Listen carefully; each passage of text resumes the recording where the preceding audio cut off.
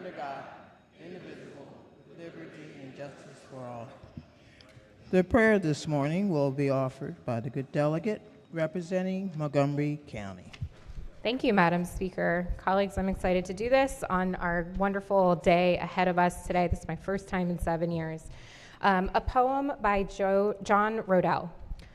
Whenever I feel helpless in this overwhelming world, I become a helper. On the days when it feels like I have no power, I serve others. You see, whenever I wash the world's feet, my hands immediately stop shaking. Let us all be helpers today and every day. Thank you.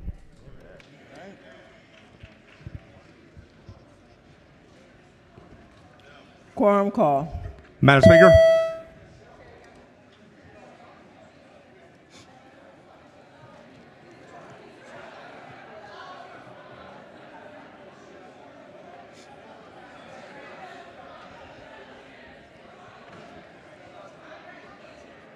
Has everyone recorded their presence? If so, the clerk will take the call. There being 129 members present, the House is now in session. The clerk will read the journal from the previous day. Annapolis, Maryland, March the 22nd, 2025. Recognizing the Deputy Majority Leader. Thank you, Madam Speaker. Happy signing day. Move so much be considered the reading of the journal. So ordered. Petitions, memorials, and other papers.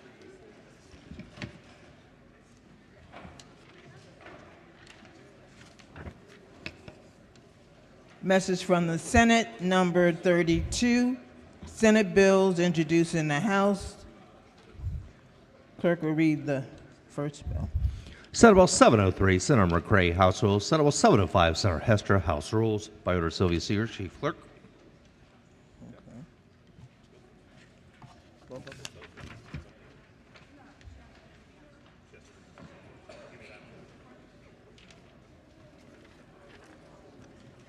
Message from the Senate, number 33. Senate bills introduced in the House. Clerk will read the bill. Senate Bill 672, Senator M. Washington, House Rules. Senate Bill 997, Senator A. Washington, House Rules. Senate Bill 1040, Senator Hester, House Rules. By order, Sylvia Seeger, Chief Clerk.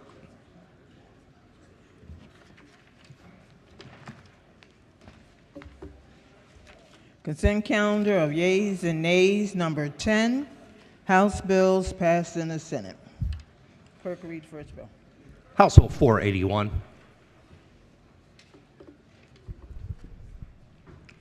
Recognizing the Majority Leader. Thank you, Madam Speaker. So much be considered the reading of House Bill 481, be considered the reading for all the bills on the calendar.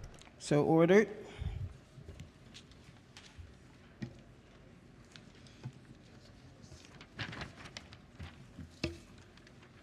Message from the Senate.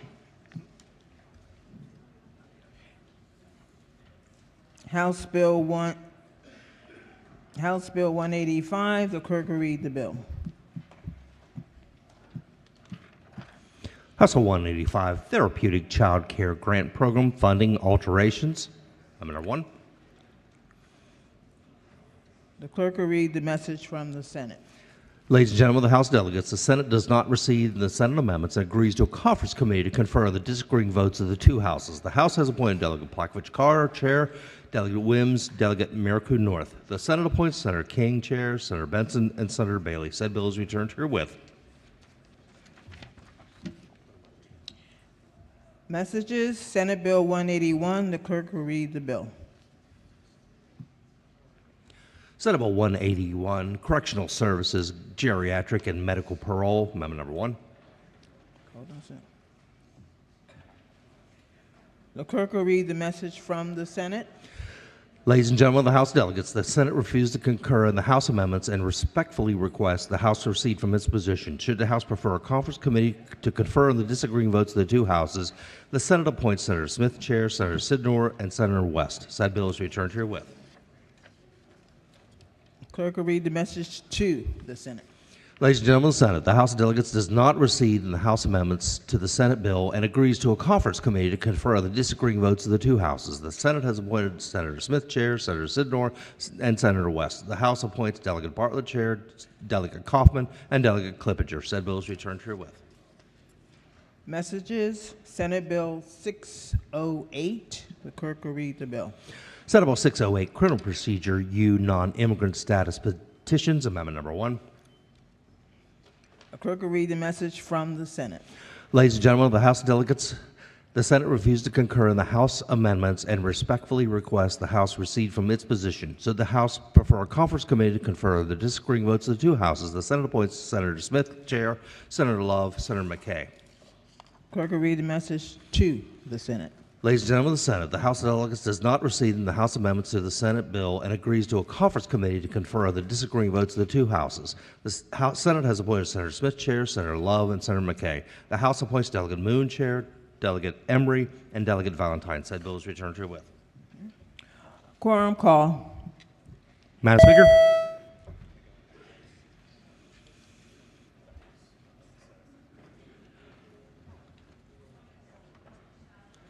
Has everyone recorded their presence? If so, the clerk will take the call. There being 133 members present, the House is still in session.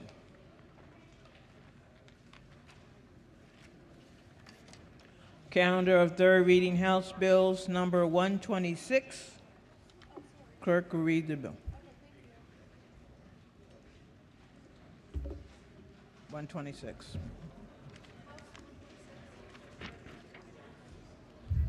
Senate Bill 505, Renewable Energy Portfolio Standard, renaming and alterations. Is on third reading and final passage. Is there any debate? If not, the clerk will call the roll. Madam Speaker. Has everyone recorded their vote? Does anyone care to change their vote? If not, the clerk will take the call. There being 131 votes in the affirmative, House Bill 505, having received a constitutional majority, is declared passed. Clerk, read next bill. House Bill 541, Department of Commerce, Nonprofit Organizations Navigator established. Is on third reading and final passage. Is there any debate? If not, the clerk will call the roll. Madam Speaker. Has everyone recorded their vote? Does anyone care to change their vote? If not, the clerk will take the call. There being 100 votes in the affirmative, House Bill 541, having received a constitutional majority, is declared passed. Clerk, read the next bill. House Bill 957, State Procurement Worker Residency Requirements. Is on third reading and final passage. Is there any debate? If not, the clerk will call the roll. Madam Speaker. Has everyone recorded their vote? Does anyone care to change their vote? If not, the clerk will take the call. There being 123 votes in the affirmative, House Bill 957, having received a constitutional majority, is declared passed. Clerk will read the next bill. House Bill 1515, Certificate of Need Intermediate Health Care Facilities exemptions. Madam Speaker. Is on third reading and final passage. Is there any debate? Thank you, Madam Speaker. Question for the floor leader, if I could, please. Vice Chair to committee. Thank you, Madam Speaker. Good morning. Thank you. Good morning. Thanks for taking the question. So I read the bill, and it says under the bill that there are some cases where the certificate of need is not required, and then it doubles back to say the commission, in its sole discretion, finds that essentially the certificate of need has required. So it doesn't actually seem to make any germane rule changes if it's leaving it to the sole discretion of the commission. Can you comment on that for me, please? So what the bill does is it defines an expedited CON procedure for these intermediate care facilities, which are this next level down from a hospital that is serving folks with substance abuse disorder. And the regular CON process tends to take a significant amount of time. This significantly shortens that time. So that's one thing. The other thing it does is right now, those facilities, if they want to expand and add beds, all they need to do is to tell MHCC that's what they want to do. But MHCC has no authority over how much they expand, whether they truly have the capacity, whether they truly have the staffing. So what this bill does is say that they have to apply and let the MHCC know, who will then invest and go back and look and make sure that they have the capacity for what they're doing. In extreme cases where there's a significant need, the MHCC may make take the option of expediting it even further, but for now, they wanted the process overall to be expedited. Does that help? Yeah, I appreciate the questions. Madam Speaker, on the bill, we need real certificate of need reform. I'm looking at the bill, and it says, you know, we're going to have this expedited process unless the commission says otherwise. And I think as we continue to visit the availability and cost of health care, we really need to take a look at certificate of need. Most states have done away with this completely. And if I don't see if a facility's willing to open, that we're going to yield to a commission that can double back and say, well, is this needed? Is this viable? I think it's a little bit ridiculous. We should do what both red states and blue states have done and do away with this process completely. That's why I'll be a no today.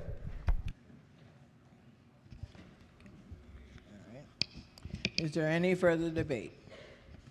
If not, the clerk will call the roll. Madam Speaker? Has everyone recorded their vote? Does anyone care to change their vote? If not, the clerk will take the call. There being 128 votes in the affirmative, House Bill 1550, having received a constitutional majority, is declared passed.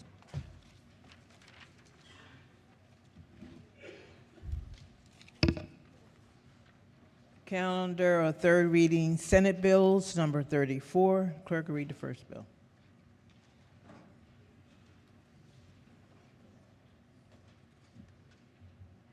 Senate Bill 49, Consumer Protection Automatic Renewals. It's on third reading and final passage.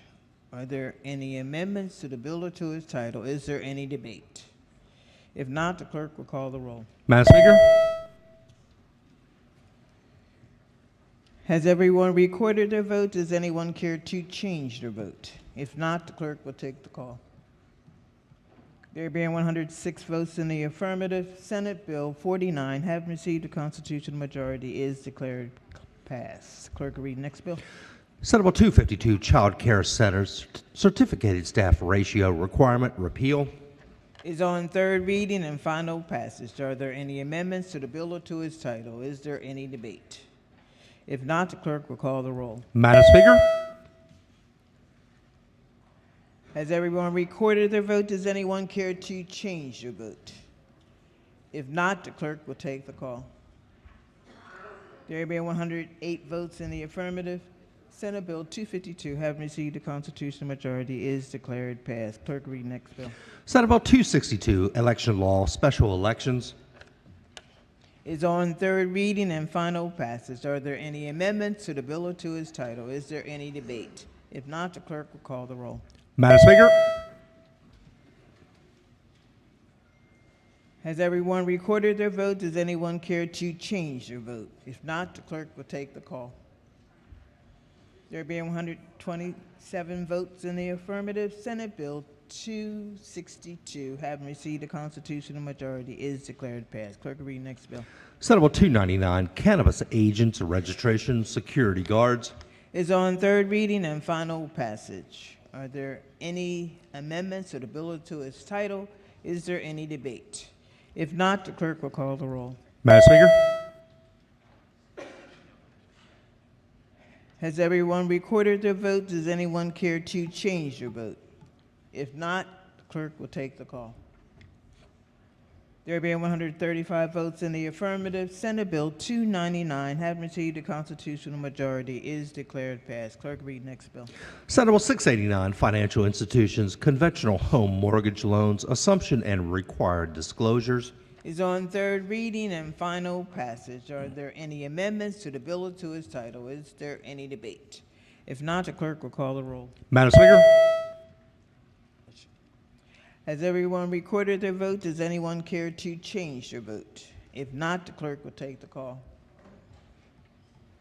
There being 114 votes in the affirmative, Senate Bill 689, having received a constitutional majority, is declared passed. Clerk will read next bill. Senate Bill 1026, Financial Institutions, Consumer Credit, Application of Licensing Requirements, Maryland Secondary Market Stability Act of 2025. Is on third reading and final passage. Are there any amendments to the bill or to its title? Is there any debate? Yes. Thank you, Madam Speaker. I just wanted to briefly say I and quite a few members of the chamber voted against this bill, the House posture of the bill. I think I was mistaken and intend to support the bill again because the banking and mortgage industry of the state of Maryland have indicated that without the passage of this bill, due to a vagary in the law and a court case that occurred roughly a year ago, it will cause significant disruptions in Maryland's home loan market.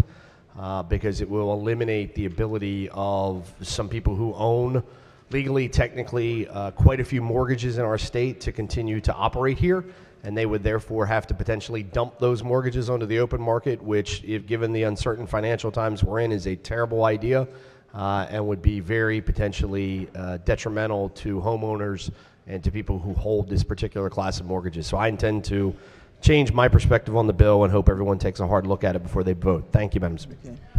Okay. Is there any further debate? If not, the clerk will call the roll. Madam Speaker?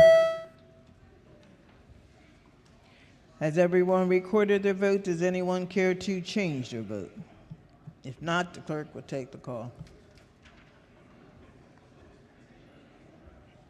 There being 128 votes in the affirmative, Senate Bill 1026, having received the constitutional majority, is declared passed. Calendar of third. Vote change, Madam Speaker? Get the slip up. Okay. Okay, SB 689 to yay. Madam Speaker, Yes. Senate Bill 252 to green, and my button didn't work on Senate Bill 262. I'd like to be recorded in the green. Okay. Yes. Madam Speaker?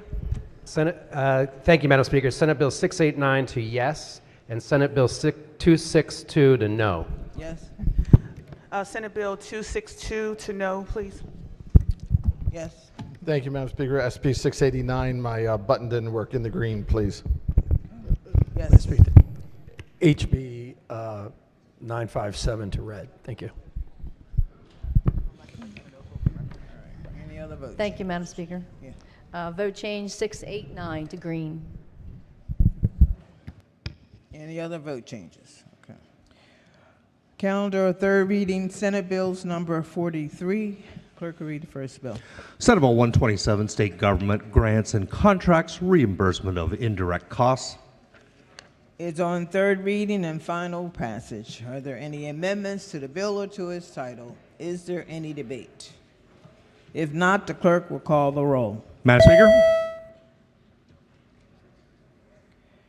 Has everyone recorded their vote? Does anyone care to change their vote? If not, the clerk will take the call. There being 114 votes in the affirmative, Senate Bill 127, having received a constitutional majority, is declared passed. Clerk will read the next bill. Senate Bill 294, Maryland Cybersecurity Council alterations. It's on third reading and final passage. Are there any amendments to the bill or to its title? Is there any debate? If not, the clerk will call the roll. Madam Speaker? Has everyone recorded their vote? Does anyone care to change their vote? If not, the clerk will take the call. There being 135 votes in the affirmative, Senate Bill 294, having received a constitutional majority, is declared passed. Clerk, read next bill. Senate Bill 376, Health Facilities, Delegation of Inspection Authority, Nursing Homes. Is on third reading and final passage. Are there any amendments to the bill or to its title? Is there any debate? If not, the clerk will call the roll. Madam Speaker? Has everyone recorded their vote? Does anyone care to change their vote? If not, the clerk will take the call. There being 136 votes in the affirmative, Senate Bill 376, having received a constitutional majority, is declared passed. Clerk, read next bill. Senate Bill 451, Adult Education, High School Diploma by Examination, Requirements and Study. Is on third reading and final passage. Are there any amendments to the bill or to its title? Is there any debate? If not, the clerk will call the roll. Madam Speaker? Has everyone recorded their vote? Does anyone care to change their vote? If not, the clerk will take the call. There being 104 votes in the affirmative, Senate Bill 451, having received the constitutional majority, is declared passed. Clerk, read next bill. Senate Bill 601, Education, Dependent Children of Service Members Advance Enrollment Procedures. Is on third reading and final passage. Madam Speaker. Are there any amendments to the bill or to its title? Is there any debate? Yes. This is the process we go through, okay? I appreciate it. Thank you, Madam Speaker. I have an amendment at the desk. The amendment is 673528. Amendment number 1. Moves to be considered the reading of the amendment. So ordered. Thank you so much.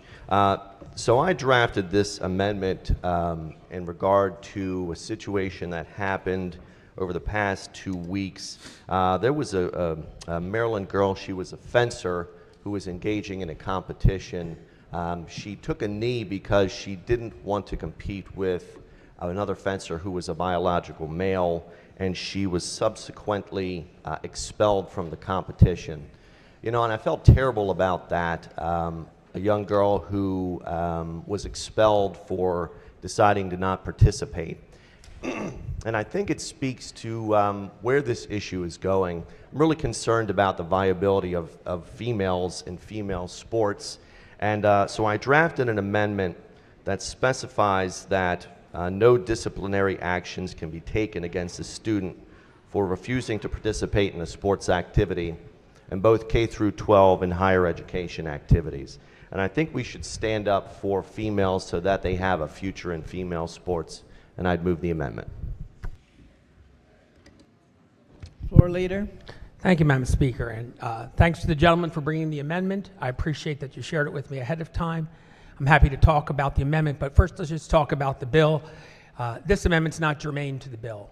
This bill is about easing the process by which students' parents who are serving in the military transfer into Maryland. It has nothing to do with student sports. There is one piece of the bill that mentions that students are eligible to register to be in sports, but beyond that, this is really a courtesy to military families who transfer a lot. It's easing the process by which they can become registered at their new school. And I would urge the body to resist this amendment as it's not germane to the bill. Thank you. Yes. Thank you, Madam Speaker. I rise to support this amendment, and I appreciate that as a Army brat who went to 5 elementary schools, 2 middle schools, and 2 high schools. I certainly know how hard it is to transfer into a new school. But this is our opportunity right here. We had a bill on the floor last week that said strike the bill and replace it with, and that worked. But this is an opportunity for us to say you can't punish an athlete who does not want to compete. It doesn't say anything about boys and girls sports. It just says if they do not want to compete, you cannot kick them out. So why wouldn't we take this opportunity to protect all students and all athletes with this very sensible and minor amendment to the bill? Thank you, Madam Speaker. Question for the House is the adoption of the amendment. All in favor signify by saying aye. Opposed? Clerk will take the call. Madam Speaker.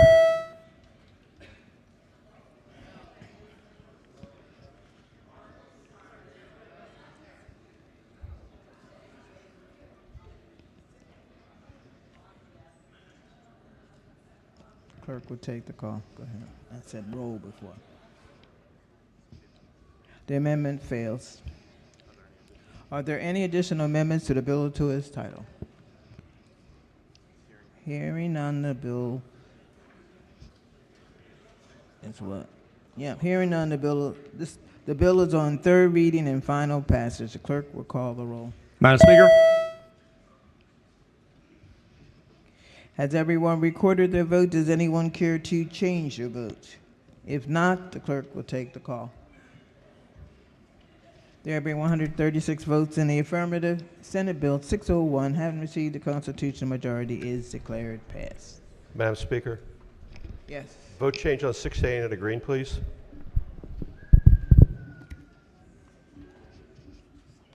Get your slip up here.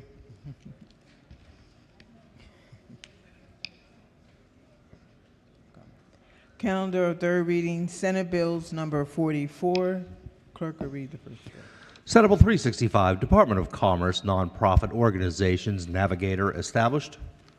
Is on third reading and final passage. Are there any amendments to the bill or to its title?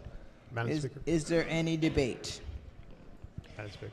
Yes. Thank you, Madam Speaker. I just had the question again with what the Senate did. It says it's an emergency bill. Why isn't it an emergency again? I just want to clarify that. Good morning. It was made an emergency bill for a couple reasons, partly because of the changes in federal level in terms of funding grants, but also in order to be able to bring the person on in the Department of Commerce sooner rather than later.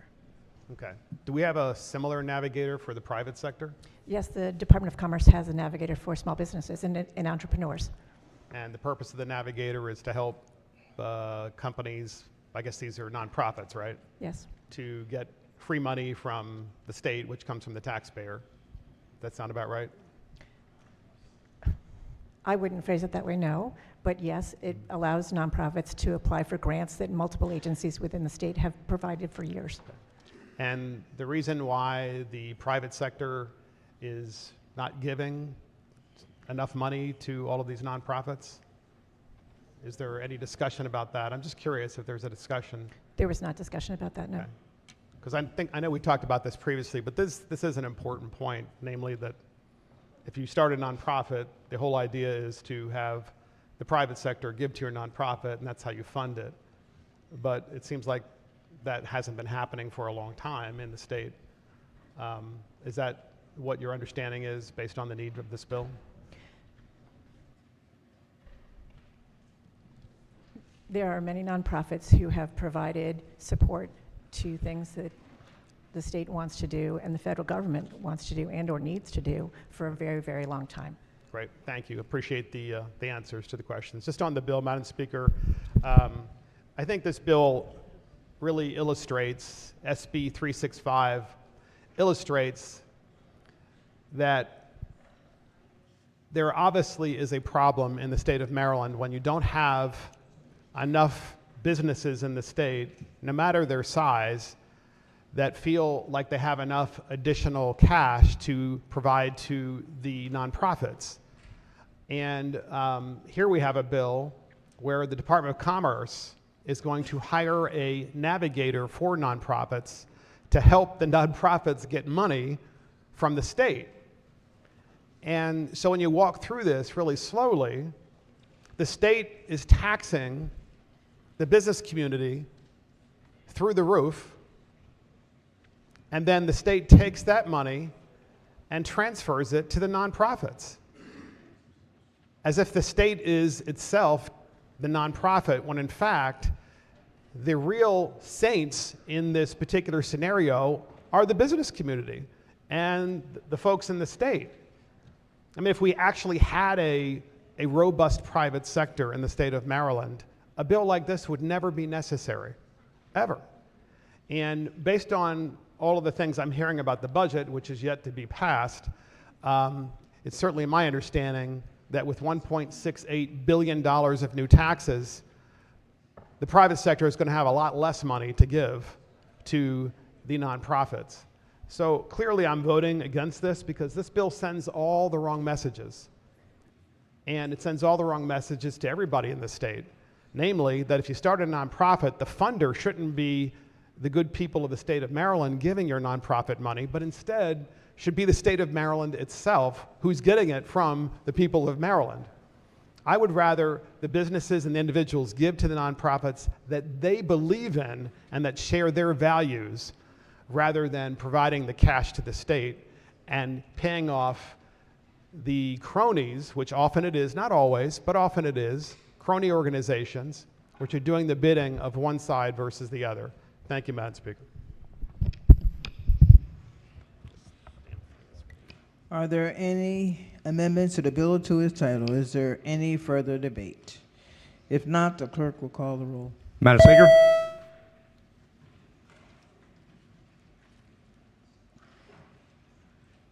Has everyone recorded their vote? Does anyone care to change their vote? If not, the clerk will take the call. There being 101 votes in the affirmative, Senate Bill 365, having received a constitutional majority, is declared passed. Clerk will read next bill. Senate Bill 740, Healthcare Facilities, Service Member Community Members, Sergeant First Class Matthew Fast Act. Is on third reading and final passage. Are there any amendments to the bill or to its title? Is there any debate? If not, the clerk will call the roll. Madam Speaker. Has everyone recorded their vote? Does anyone care to change their vote? If not, the clerk will take the call. There being 135 votes in the affirmative, Senate Bill 740, having received the constitutional majority, is declared passed. Clerk will read the next bill. Senate Bill 829, State Procurement Minority Business Enterprise Program, Extension and Reports. Is on third reading and final passage. Are there any amendments to the bill or to its title? Is there any debate? If not, the clerk will call the roll. Madam Speaker. Has everyone recorded their vote? Does anyone care to change their vote? If not, the clerk will take the call. There being 125 votes in the affirmative, Senate Bill 829, having received a constitutional majority, is declared passed. Clerk will read next bill. Senate Bill 867, Cyber Maryland Program, Revisions. Is on third reading and final passage. Are there any amendments to the bill or to its title? Is there any debate? If not, the clerk will call the roll. Madam Speaker. Has everyone recorded their vote? Does anyone care to change their vote? If not, the clerk will take the call. There being 100 votes in the affirmative, Senate Bill 867, having received a constitutional majority, is declared passed. Vote change, Madam Speaker. HB 505 to nay. SB 740 to green. Thank you. SB 262, Madam Speaker, please. I was supposed to be in the excused. SB 689 to yay, please. SB 689 to yay, please. Yes. SB 1026 to green and 629 to green. Thanks. Any other vote changes? Okay. Conference committee report. Clerk will read the bill and the conference committee report.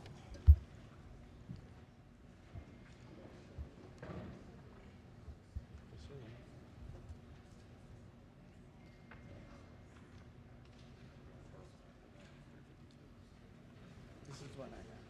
Oh, that's not me. Yeah, okay. What they put up there?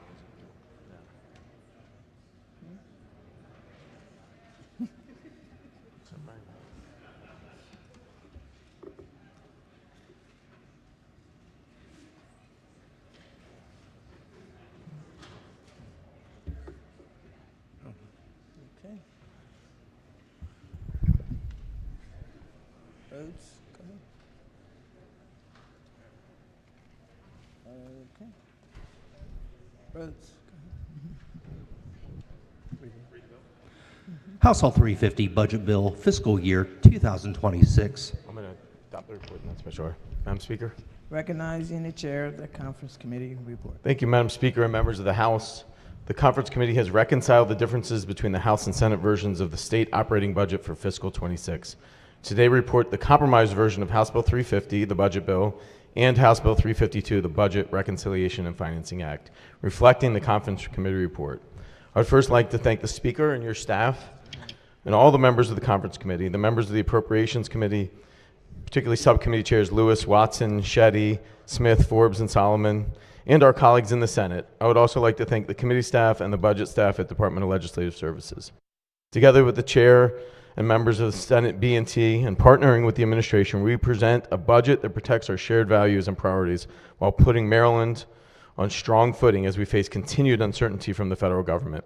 This budget before you does a few things. First, it provides a structurally balanced budget, a miracle, really, considering when we came in, we were $3 billion behind, a problem that was exacerbated by a write-down generated by the federal government uncertainty, moving that number to almost $3.5 billion.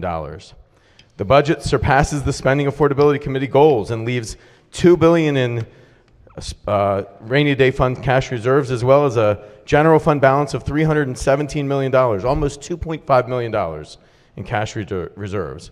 It reduces general fund spending by $400 million and resolves our projected structural deficit to a structural surplus. Fully funds blueprint formulas and invests in education system. Addresses the need for transportation projects by investing nearly $500 million additional dollars. It allows continued infrastructure improvements throughout the capital budget. The budget restores and protects funds for many other priorities such as DDA, cancer research, the state's health institutions, access to health care through Medicaid, among other initiatives. Madam Speaker, I move we adopt the conference committee report for the budget bill, House Bill 350. Okay. Question for the House is to adopt the conference committee report. All in favor signify by saying aye. Opposed? The ayes have it. Conference committee report is adopted. House Bill 350 is on third reading and final passage. Madam Is there Speaker. any debate? Madam Speaker, I move to special order House Bill 350 to the end of third reading calendar so that it may appear up on the floor report. But I also want to tell members it should be on your page, the front page of the Department of Legislative Services website. So it is there now. And now that we've adopted the report, it should be also on your floor system. So just to the end of the third reading calendar, Madam Speaker. Okay, that's fine. Question for the House is the special order HB 350. All those in favor signify by saying aye. Opposed? The ayes have it.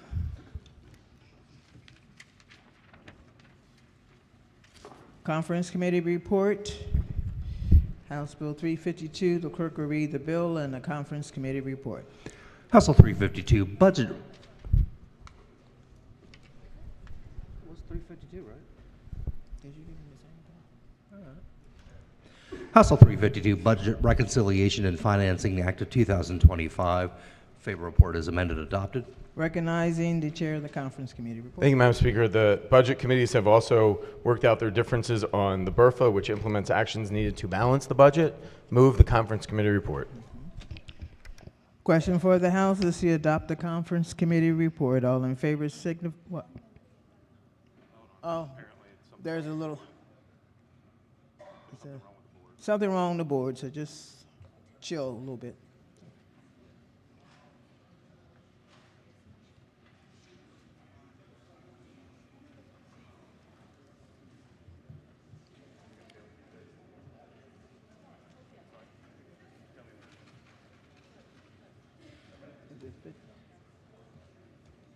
Were you done? Okay, go ahead. Did we adopt it? Question for the House is to adopt it. Question for the House is to adopt the conference committee report.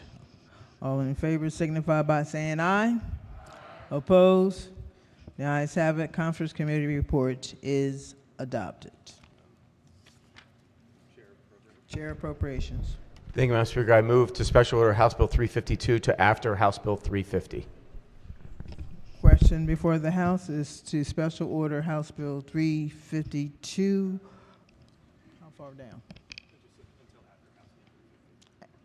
Until after House Bill 350. All in favor signify by saying aye. Opposed? The bill has been ordered.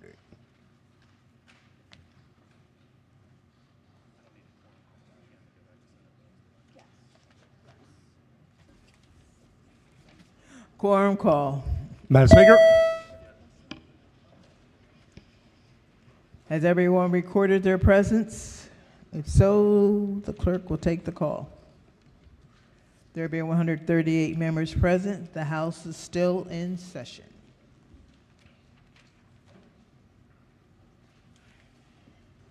Calendar of third reading Senate bills, number 48. The clerk will read the bill. Senate Bill 653, Procurement Employee Stock Ownership Plan Preference Pilot.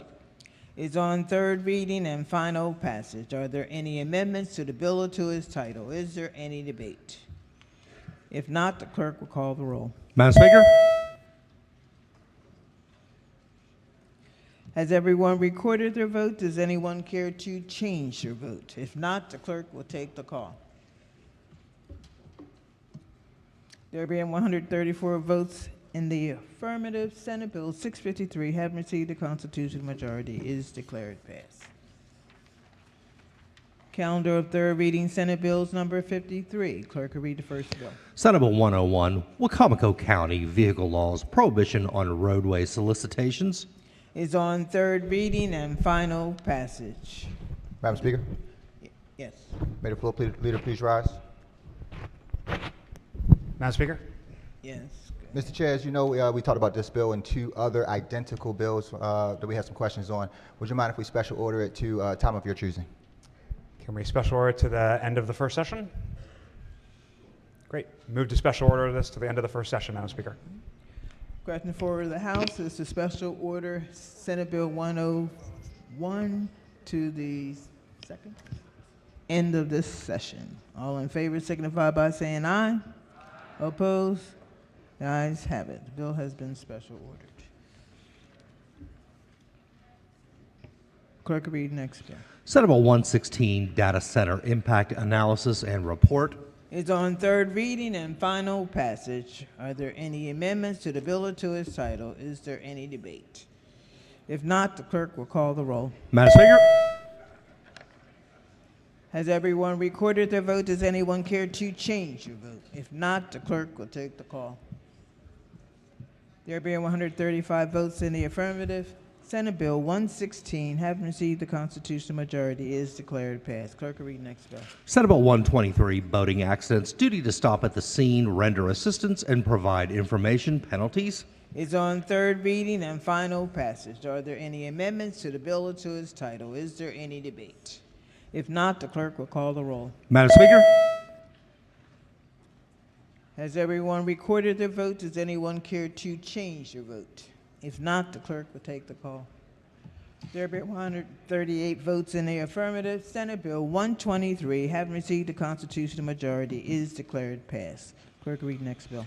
Senate Bill 144, Corporations and Associations Limited Worker Cooperative Associations Authorization, Maryland Limited Worker Cooperative Association Act. Is on third reading and final passage. Are there any amendments to the bill or to its title? Is there any debate? If not, the clerk will call the roll. Madam Speaker? Has everyone recorded their vote? Does anyone care to change their vote? If not, the clerk will take the call. There being 104 votes in the affirmative, Senate Bill 144, having received a constitutional majority, is declared passed. Clerk will read next bill. Senate Bill 148, State Board of Public Accountancy Emeritus Status. Is on third reading and final passage. Are there any amendments to the bill or to its title? Is there any debate? If not, the clerk will call the roll. Madam Speaker? Has everyone recorded their vote? Does anyone care to change their vote? If not, the clerk will take the call. There have been 139 votes in the affirmative. Senate Bill 148, having received a constitutional majority, is declared passed. Clerk will read next bill. Senate Bill 399, Natural Resources, Wildland Areas, Overhead Transmission Lines. Is on third reading and final passage. Madam Speaker. Are there any amendments to the bill or to its title? Is there any debate? Madam Yes. Speaker. Thank you, Madam Speaker. I have an amendment at the desk. The amendment is 633626. Amendment number 1. Moves to be considered the reading of the amendment. So ordered. Thank you kindly. So this was a bill, the House version came to us very early in session, and I believe it's been sitting on special order for about 2 months now. I was hoping we didn't have to bring this one up, but it is an opportunity to talk about really one of the hottest issues facing Baltimore County and Carroll County and parts of Harford County.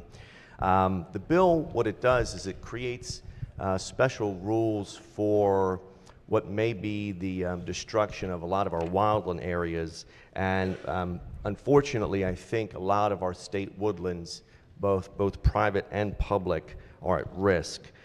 So what the amendment does that I've drafted is prevents eminent domain for the construction or maintenance of transmission lines.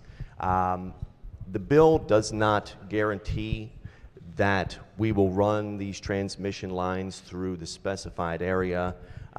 Frankly, it doesn't prevent us or reduce the risk of having to eminent domain private or farmland.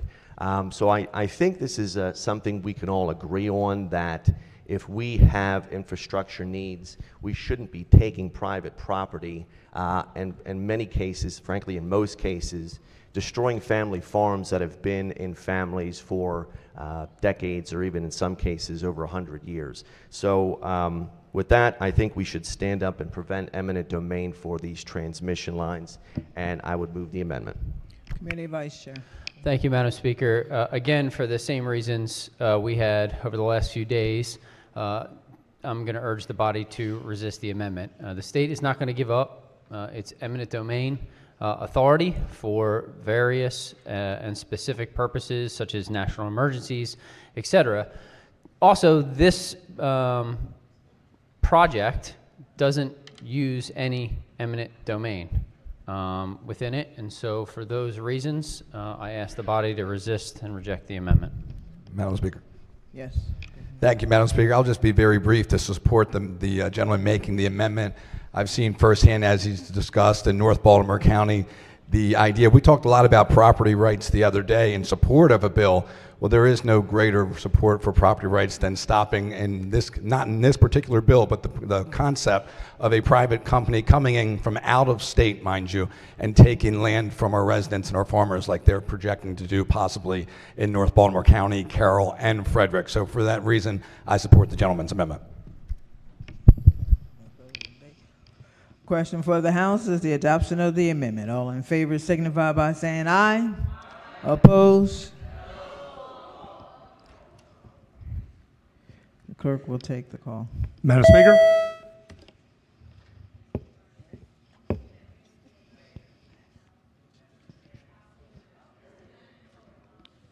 Clerk will call the roll. The amendment fails. Madam Speaker, on the bill. On what bill? On Senate Bill 399. Thank you, Madam Speaker. So I hate speaking against bills like this, but I wanted to take a moment so we can actually reflect on what we're doing here with this bill. So we've created a lot of energy mandates which have created an impetus for us to find energy outside of the state. And as we've all seen in Baltimore County and many counties around the northern part of our state, because we have to seek this energy from adjacent states, we're now having to create these transmission lines and in many cases wreck areas that have not historically been touched in probably thousands of years. So what this bill does, and the probable result, is that we're going to be destroying what are wildlands, what are historically protected areas of our state, to achieve a project that does not actually serve ratepayers or energy delivery in the state of Maryland. And as I've mentioned before, but this does not prevent eminent domain. It is likely that there are some cases which they will have to take additional private property. But I just wanted to point out what we're doing in this bill, and is that we're actually destroying protected wildland because we have to create these transmission lines. So I think this is an unintended consequence of our energy policy. We've put these extreme energy mandates in place, and now we're having to crisscross the state, in this case for a project that doesn't actually serve Maryland, and we're destroying our green areas, which I think we can all agree is not a value of anybody in this body. So regretfully, Madam Speaker, I think this is one of the saddest bills of the session, and that's why I'll be no today. Madam Speaker. Committee Chair. Madam Speaker, I would like to remind my colleagues what this bill does, what we've been doing this year. This year we've gone out of our way to make sure we procure in-state generation. It's one of the big focuses on the major energy bills this year. And I want to also remind you guys that what this bill itself does is it requires if any wildlands are lost, Next Era Energy must replace it with twice the amount that they took and must enter into a land conservation management plan for these new acreages. So again, because unfortunately we are I won't say unfortunately, we are part of a grid. We're not stuck like Texas where we can't depend on anyone. We are part of a 13-state grid that requires us to work with other individuals, other states. And in this case, part of that working with other states is sometimes having transmission lines go through our state. In cases like that, we want to make sure that our wildlands are protected. And if we can't, because it has to go somewhere, because we're in the middle of this country, or middle of the East Coast, that they are forced to replace these wildlands. So again, I want to make sure very clear that this body this year passed some amazing and very forward-thinking energy bills focused specifically on generation. So hopefully at some point we won't be in this mess. We can't undo what we did, but we're going to continue to do better. So I'd ask everybody again to support this bill. Thank you. Madam Speaker. Yes. Thank you, Madam Speaker. I just want to share something with you guys that was emailed to me this morning from one of our local consumer advocates. This is an email she received from Daryl Lawrence, who's the acting consumer advocate in Pennsylvania. His question to us is, are you aware that Pennsylvania is now going to be installing data centers in their own state and will very likely no longer be able to supply us with the level of electricity that they have been supplying us with in the past? So not only are we struggling because 11 of our power plants have closed in the last less than 20 years, and we're now slow walking, improving our grid with local production, but we're about to lose some of the energy that we actually import to data centers in Pennsylvania. So we're compounding and compounding and compounding our problem, and I guarantee you running wires through our wildlands cannot be the answer. Setting a precedent, this is a legal precedent we're setting. Future projects now can come forward and say, you did it for them, you need to do it for us. So I think this is just short-sighted. I'm disappointed in us on this bill and so many others, and I'm hopeful that that the people will speak loudly in the next election cycle and let us know how they feel about it. Clerk will call the roll. Madam Speaker.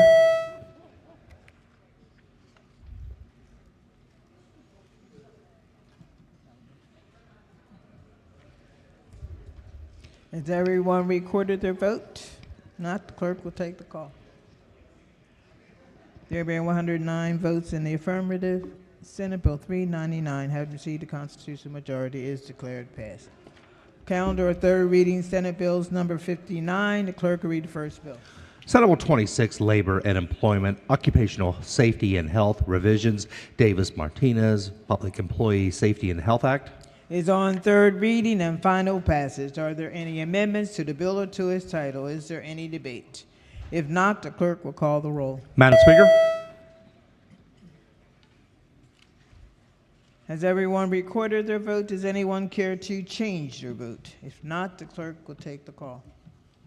There being 139 votes in the affirmative, Senate Bill 26, having received a constitutional majority, is declared passed. Clerk will read next bill. Senate Bill 708, Sports Wagering, Independent Evaluation of Sports Wagering Content Required. Is on third reading and final passage. Madam Speaker. Are there any amendments to the bill or to its title? Is there any debate? Yes. Just have a question for the floor leader, please. Committee Chair. Thank you, Madam Speaker. Good morning. Could you just tell me what exactly this bill is doing? I'm just trying to understand it. We got a lot of bills coming, and this was one that I was taking a look at here. So the bill does a couple of things. It requires, instead of authorizes, as specified in current law, a sports wagering licensee or sports wagering operator that advertises in the state to contract with a licensed independent evaluator to evaluate and rate the sports wagering licensee's sports wagering content, sports wagering experts, sports wagering influencers, and content partners. It takes effect July 1, 2025. And the bill also repeals a prohibition against certain campaign contributions to members of the General Assembly, and also alters the distribution of proceeds from video lottery facilities in certain counties. Okay. On that last part there, which counties are we talking about? Like, how many operators would be affected? That sort of thing. So the Anne Arundel and Cecil County. Okay. So is that 2 operators? I'm just like, I don't know how many are in each of those counties there. 2 operators. 2 operators there. Okay. Thank you. Yes. Thank you. Floor Leader, could you please answer a follow-up question? Yes. Thank you so much. So what does it do to the operators in those 2 counties? So it reduces the video lottery terminal ownership bonus for live casino from 8% to 6%, which is the amount that is received by MGM, Hollywood, and Horse Show casinos. So it's putting them on par and making it fair. And it increases from 3% to 8% of the proceeds that Hollywood Casino, which is in Cecil, may retain for their capital improvements and marketing, which is equal to the amount retained by live and horseshoe casinos for those purposes. So it's making that more fair. So it's putting everything in more parity. And then what about the other portion of the bill that you talked about in the beginning, advertising, and what is the net effect of that? I'm not sure what you're referring to. What I mentioned in the beginning is that it authorizes a sports wagering licensee or operator that does advertise. They have to use an independent evaluator to basically make sure what they're doing is fair and they're not participating in unfair practices. So they have to pay a consultant to study what they're doing and then turn that into the state? An independent evaluator, yes. Okay. Thank you very much. Is there any further debate? Not, the clerk will call the roll. Madam Speaker? Has everyone recorded their vote? Does anyone care to change their vote? If not, the clerk will take the call. There being 98 votes in the affirmative, Senate Bill 708, having received the constitutional majority, is declared passed. Clerk, read next bill.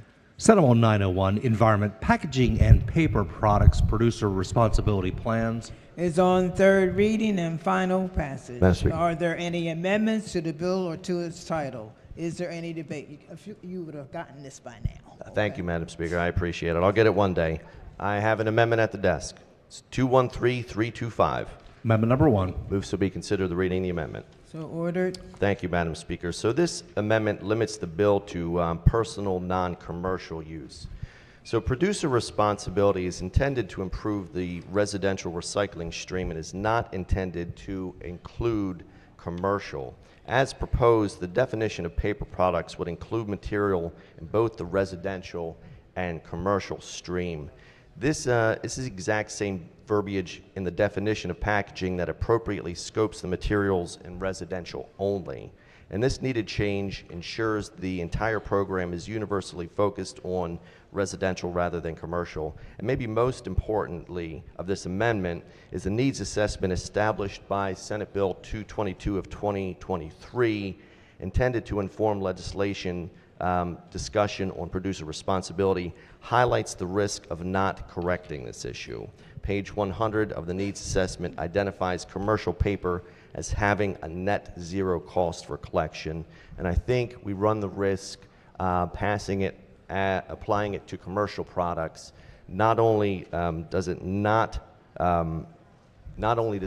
protect us, it also adds additional costs to the consumer, and for that reason, I'd move the amendment today. Question for the House. I'm sorry, go ahead. Response. Thank you, Madam Speaker. I would urge the body to reject this amendment. It can be interpreted as excluding all commercially produced paper products, and as a result, only bring within the purview of the bill products like the ream of paper that you buy from Staples. So it would be very narrowing in its application. So I would urge a red vote. Question for the House is the adoption of the amendment. All in favor signify by saying aye. Oppose? Roll call. Madam Speaker?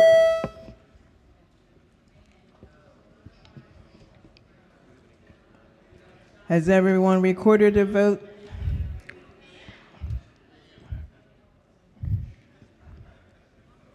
Clerk will take the call. There being 100 votes in the negative, the amendment fails. Are there any additional amendments to the bill or to its title? Hearing none, the bill is... I do have a question, Madam Speaker.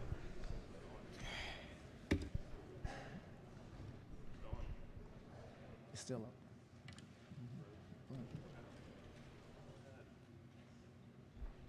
You want to keep it?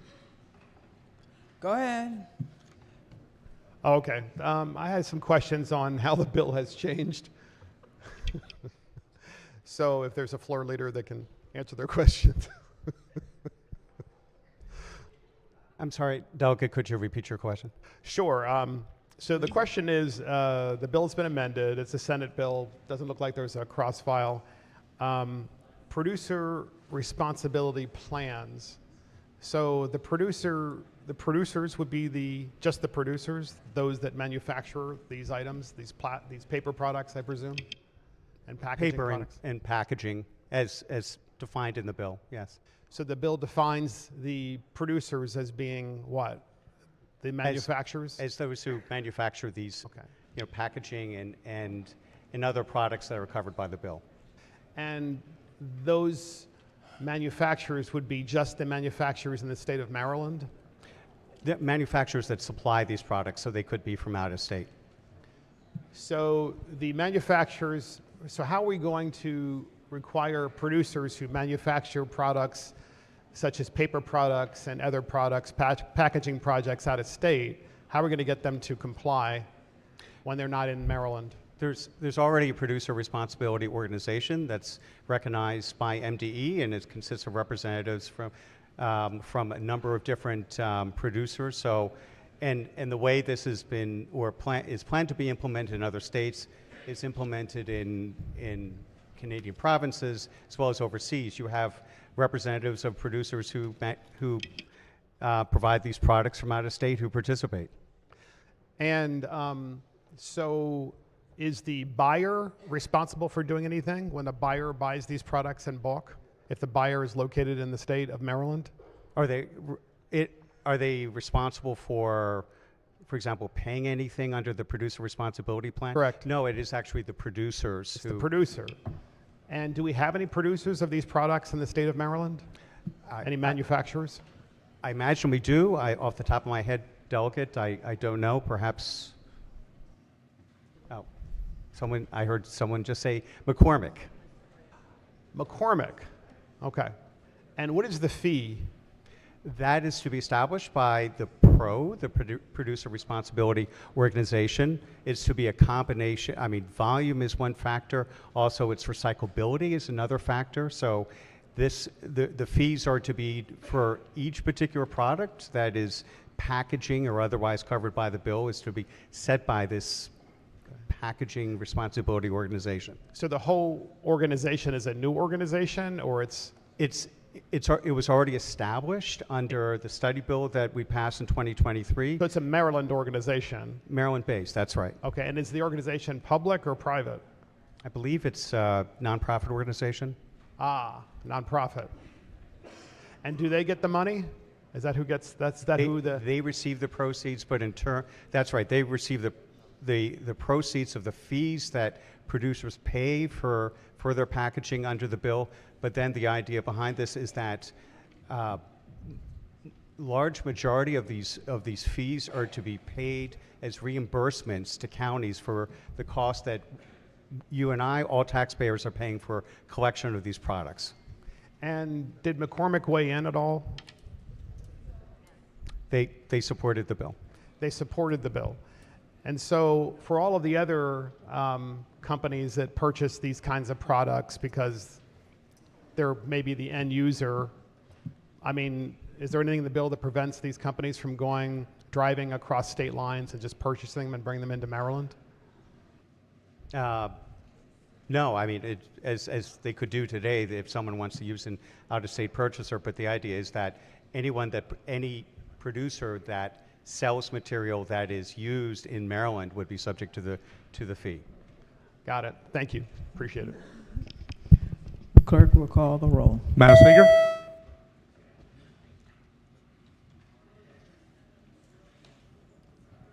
Has everyone recorded their vote? Does anyone care to change your vote? If not, the clerk will take the call. There being 101 votes in the affirmative, Senate Bill 901, having received a constitutional majority, is declared passed. Clerk, read next bill. Senate Bill 923, Public Schools, High School Sports Officiating Services Procurement Requirements. Is on third reading and final passage. Are there any amendments to the bill or to its title? Is there any debate? If not, the clerk will call the roll. Madam Speaker? Has everyone recorded their vote? Does anyone care to change your vote? If not, the clerk will take the call. There being 137 votes in the affirmative, Senate Bill 923, having received a constitutional majority, is declared passed. Madam Speaker. Yes. Just one vote change. Wanted to make sure I was in the green for SB 689 and red for HB 505. Thank you. Thank you, Mr. Speaker. Senate Bill 252 to green. Yes. Madam Speaker. Yes. So Oh, okay. we both got up at the If same my finger didn't work, if I could be recorded in the green, and I for SB 901. Thank you. Yes. Thank you, Madam Speaker. SB 116 to no. Yes. Madam Speaker. SB 653 to red. Yes. Senate Bill 127 to no. Make sure we have your yellow slips. Calendar of third reading, Senate Bills number 58. Clerk will read the first bill. Senate Bill 352, Baltimore County Republican Party Central Committee Elections. Is on third reading and final passage. Are there any amendments to the bill or to its title? Is there any debate? If not, the clerk will call the roll. Madam Speaker?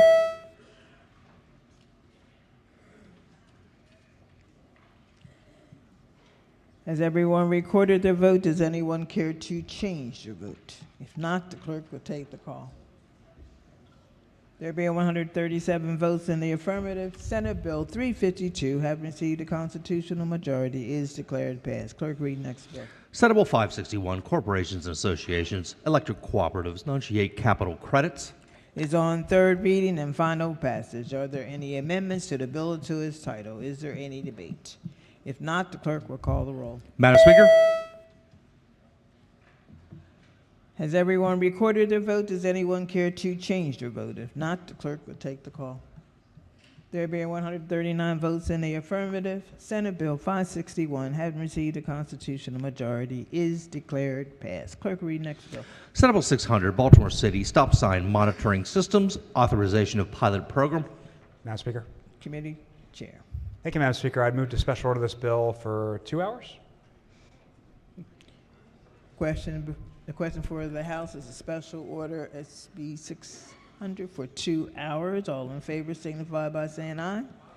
Opposed, the bill has been special ordered for the appropriate time.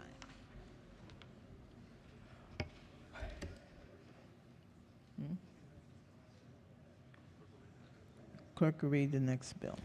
Senate Bill 662, Baltimore City 46 Alcoholic Beverages District Licenses. Is on third reading and final passage. Yes. Thank you, Madam Speaker. I have an amendment at the desk. Amendment 923526/1. Amendment number 1. Moves much be considered the reading of the amendment. So ordered. The amendment is technical. Move the amendment, Madam Speaker. The question before the House is the adoption of the amendment. Hold.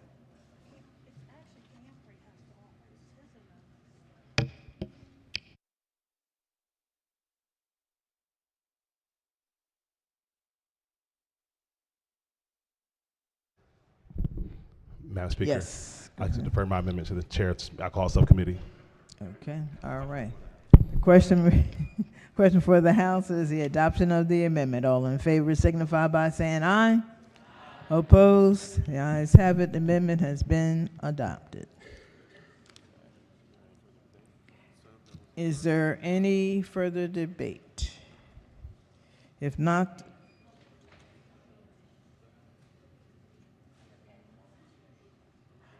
oh, okay.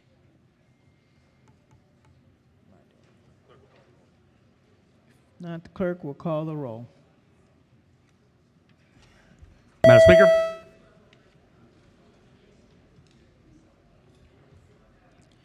Has everyone recorded their vote? Does anyone care to change their vote? If not, the clerk will take the call. There being 139 votes in the affirmative, Senate Bill 662, having received the constitutional majority, is declared passed. Clerk, read next bill. Senate Bill 856, Mold Landlord Requirements and Regulations, Maryland Tenant Mold Protection Act. Madam Speaker. Recognizing the committee chair. Thank you, Madam Speaker. I have an amendment at the desk. It's 483222/1.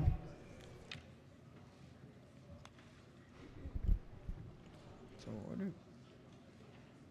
Got it.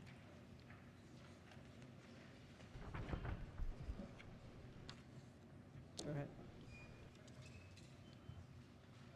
Amendment number 1. Move so much we consider the reading of the amendment. So ordered. Thank you, Madam Speaker. The amendment simply moves the section of the article that the provision falls under to make it clear that this applies just to residential leases. Move the amendment.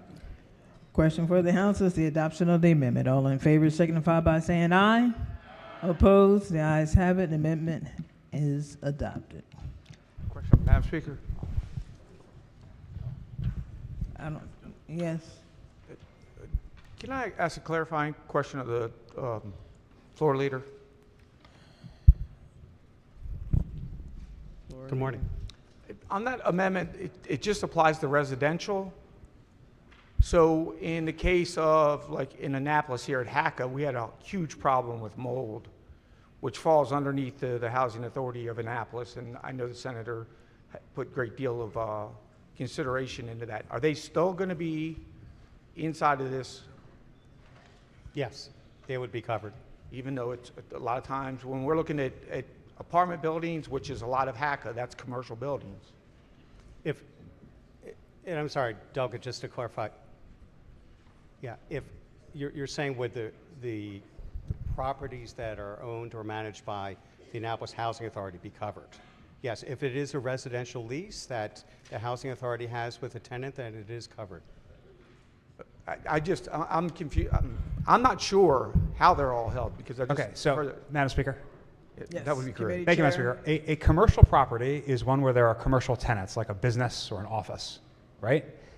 Even if it is a commercial business or a public housing authority, if they have residents in them and they sign a residential lease or rental agreement, they are covered under this bill. This bill doesn't affect office space, though, that you might have in Anne Arundel County. It does affect residential housing, which means housing with residents in it.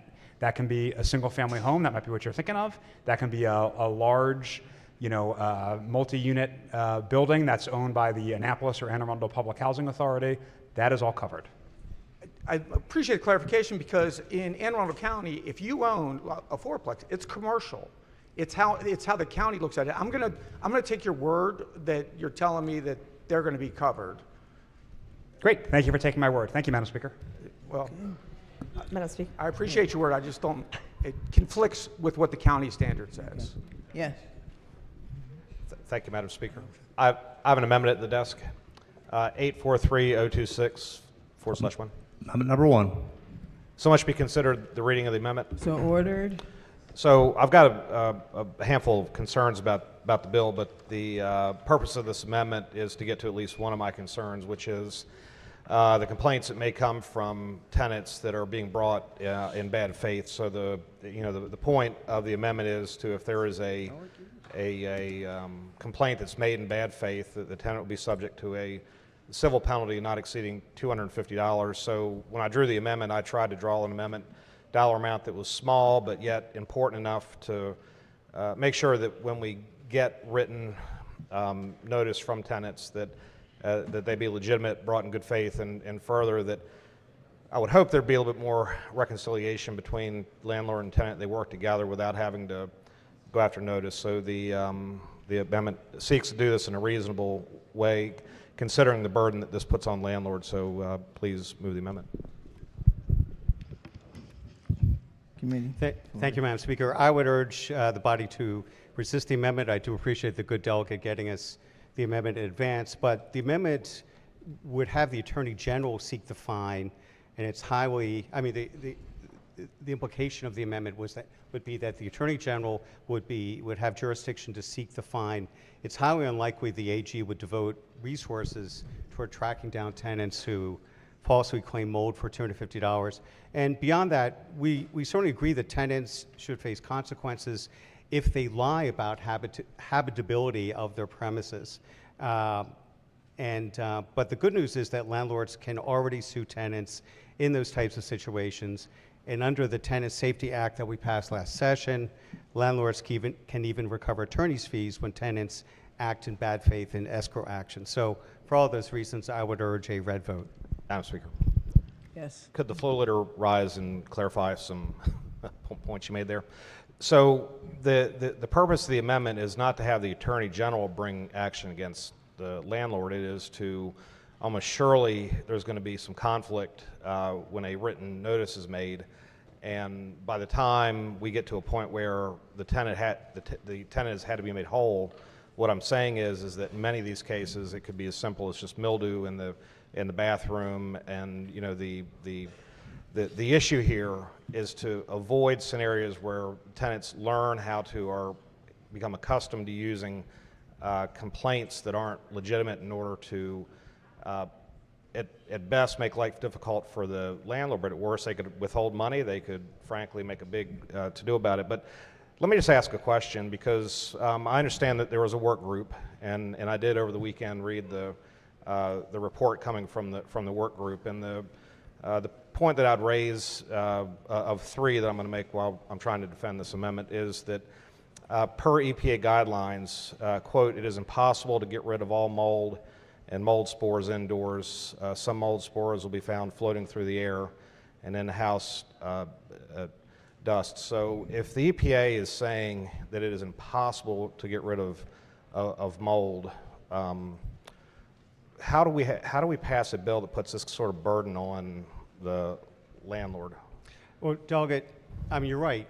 I mean, it's impossible to get rid of mold universally. However, the regulations that this bill would have MD adopt would clarify what is mold that is hazardous and should be removed from an apartment when a tenant discovers it and reports it to the landlord, or when local jurisdiction discovers the mold and reports it to the landlord. So again, if there's mold that is harmless, that appears in a bathroom just because it's humid after a shower, that is not the type of mold that is covered by the bill. Well, the point is it's not even mold, it's mildew. And so in the bill, because I remember that from the other day, under the bill, it says 6-1702 drives the definition of mold. So you're saying that we're going to develop regulations around what the definition of mold is, but yet we give the definition by using scientific terms. I'm going to get some of this incorrect, but so mold includes Alternaria, Aspergillus, Clastosporium, Fusarium, Melanomonalia, Mucor, Penicillium, Stachybotrys, Chartum, and Trichoderma. And let me just take one example, because I pulled up the definition and how you would be able to tell what each form of mold is. Unfortunately, for most people, it becomes an effort of using a microscope to do that. But let me just take Cladosporum. Species produce olive green to brown or black colonies and have dark pigmented condynia that are formed in simple or branching chains. Many species of Cladosporum are commonly found on living and dead plant material, including sunflowers. The spores are wind dispersed, and they are often extremely abundant in outdoor air. Indoor species may grow on surfaces when moisture is present. So I would point you to the part of this that says that these species are found on living and dead plant material. I mean, couldn't that be a tenant with a nice arrangement of plants in their living room? Delegate, I guess it's impossible to rule out all hypotheticals, but I guess I would just turn to page 7 of the bill. It's uncodified language, but starts in subsection B, which talks about how MDE, in consultation with Department of Health and other agencies, will adopt regulations establishing uniform standards for mold assessment and remediation. And then there's almost a full page of what those regulations should do in terms of establishing standards for identifying and evaluating the presence of mold. And as well as defining what mold remediation should happen in response to the mold that could be identified. So I would say these are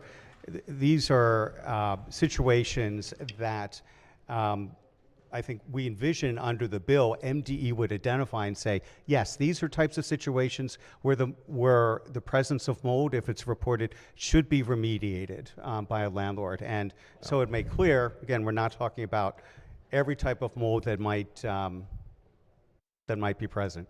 So if I might, and you just brought up what's going to be my third point in question that relates to my amendment, but the consultation component, when I look at the work group, one of the organizations that I do not see part of the work group would be the landlord, the property owner, as we were talking about mold standards and remediation. And so I think we lose an important element of what input would have looked like, because I believe that this bill is being drafted based on some, if not many, of the recommendations. I know it's been modified from the original bill, but those recommendations come from that work group, for which there were no, from what I can read, what I can tell, landlord input. But let me just say on page 6 of the work group, Washington State did pass a residential landlord tenant act, which required property owners to provide a pamphlet in this issue, and I'd point you to the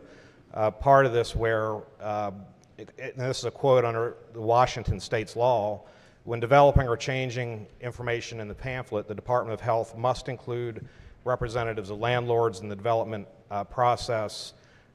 So the point that you're making is that you think that the state, through these departments, are going to consult to develop regulations. I'm showing you one example in Washington State where they do more than just consult. They frankly are incorporating landlord component. You're getting some of the landlord component here because guess what? I happen to be one. But the point is we're bringing a bill that has some serious consequences. While there aren't enforcement mechanisms, it throws the enforcement mechanism to local code enforcement, who might come up with their own novel interpretations, usually siding with the tenant, depending on the jurisdiction. And so, Madam Speaker, I think I've made my points on this. I've got real problems with the bill. My amendment's trying to solve just one basic one, which is we should be avoiding scenarios where tenants are using this piece of legislation in bad faith to take an act against a landlord. And I don't believe my amendment actually is requiring the Attorney General to do anything. What it's probably doing is saying that a proceeding, when there's a conflict in a court of law, that it grants the landlord the right to seek a $250 judgment from a court to stop what I'll view as being maybe unlikely, but are not happening often, but certainly scenarios where this law is going to be used in bad faith to advance a particular interest. So, Madam Speaker, I'd ask the body to move the amendment. Thank you, Madam Speaker. I would say a couple points in response. First, Maryland Multi-Housing Association did come in support of the bill.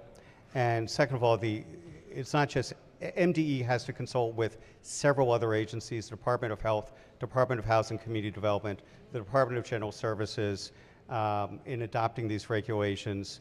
They are to look at other resources that are available as well, private and public sector. So I would say it'll be a broad-based process by which they will come up with these regulations. Madam Speaker, may I just respond? So MMHA, an organization I'm familiar with, not a member, by the way, did they support it after amendments were made to the bill? They wouldn't have supported this bill at the outset. Checking.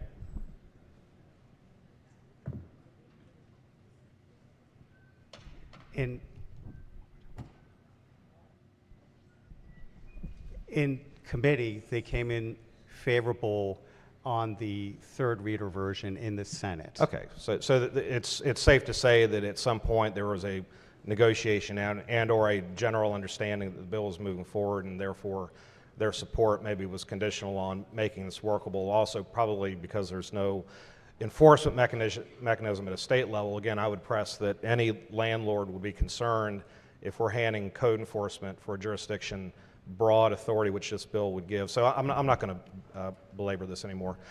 Move the amendment, please. Question for the House is the adoption of the amendment. All in favor signify by saying aye. Opposed? Roll call. Madam Speaker?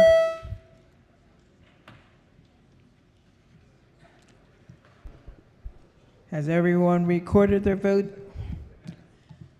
Clerk will take the call. There being 99 votes in the negative, the amendment fails. Madam Speaker? Yes. Additional amendment? Yes, ma'am. Go ahead. I have an amendment at the desk. It is amendment number 433729/1. Amendment number 1.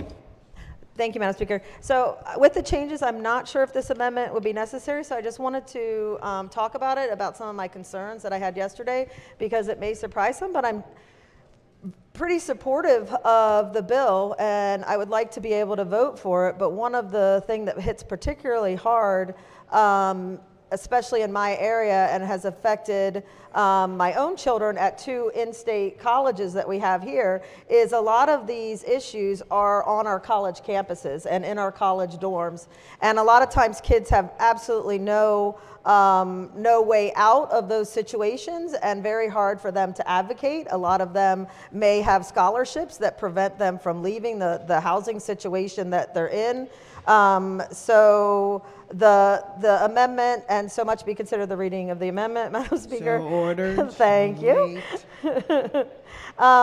So it would include an on-campus housing at institution of higher education, and the student housing, whether public or privately owned, located on property owned by an institution of higher education. So it would include those students, regardless of whether they have a lease, which some of them do, like at the University of Maryland, some of them go through a property unit, but others are only on room and board, and so I want to make sure that those students are included as well.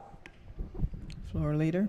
Thank you, Madam Speaker. We appreciate the delegate getting us the amendment in advance, but especially with the floor amendment that the committee chair offered and was adopted, this amendment is not necessary, though student housing is covered by the bill. Awesome, then I'll withdraw my amendment. Thank you. Madam Speaker? Okay. Hearing no objection, the amendment is withdrawn. Yes.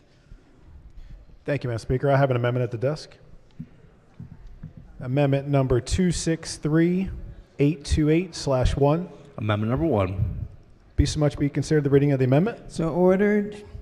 Body, this is an amendment that adds some simple language in here, gives the landlord an opportunity to conduct a self-inspection once the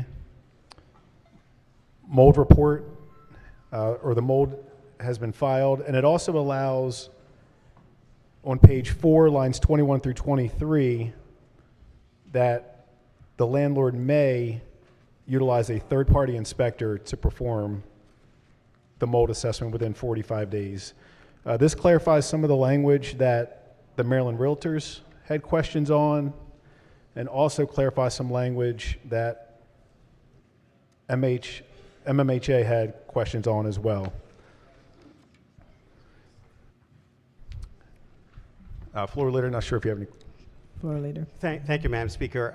Thanks to the delegate for getting us the amendment in advance, but it is unnecessary. The landlord can already hire a third party under the bill. So I see that in the bill, but this also allows them to do the self-inspection as well. So just simply adding in a small piece that the landlord can enter the premise to do their own inspection, obviously to help figure out where the mold source is coming from, maybe alleviate some of the dampness to prevent future water intrusion. and it just gives them the right to obviously enter into their property. Delegate, in response, the bill does not prohibit that. In fact, the bill really already does allow that, a landlord to do the self-assessment. Can you instruct me to where it points to that? Madam Speaker, if Go I ahead, could go ahead. defer to good delegate from Montgomery County. Go ahead. Thank you, Madam Speaker. Hey, how's it going? So if you look on page 4, line 3, mold assessment means an inspection, an investigation, or a survey of a dwelling or other structure to provide information to the owner regarding the presence, identification, or evaluation of mold. That could clearly be a self-assessment. Do you see how broad that language is? And do you see rationally, intuitively, how an inspection of the mold could be clearly done by the landlord, would not require a third party, could be as simple as checking it out and make sure it's not mildew? Yeah, I do see that here. I refer down, if I scroll down a little bit more to lines 21, where Yeah, you it says have, that they shall perform a mold assessment, and then you go back up the definition of mold assessment, and you see that it's pretty broad.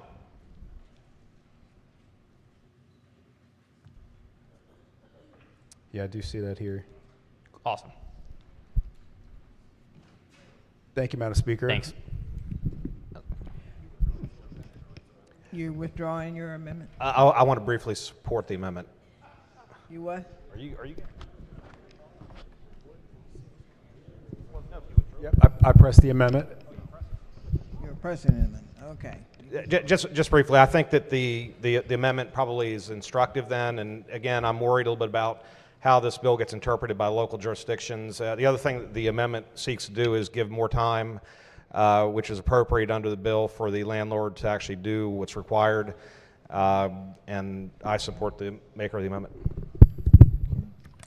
Question for the House is the adoption of the amendment. All in favor signify by saying aye. Aye. Oppose? No. Roll call. Madam Speaker?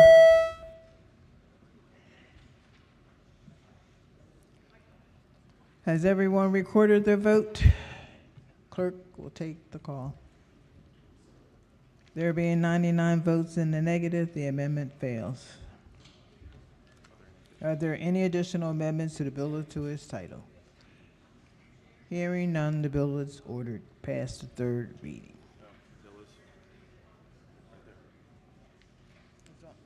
Now it's on third reading. The bill is on third reading and final passage. Clerk will call the roll. Madam Speaker?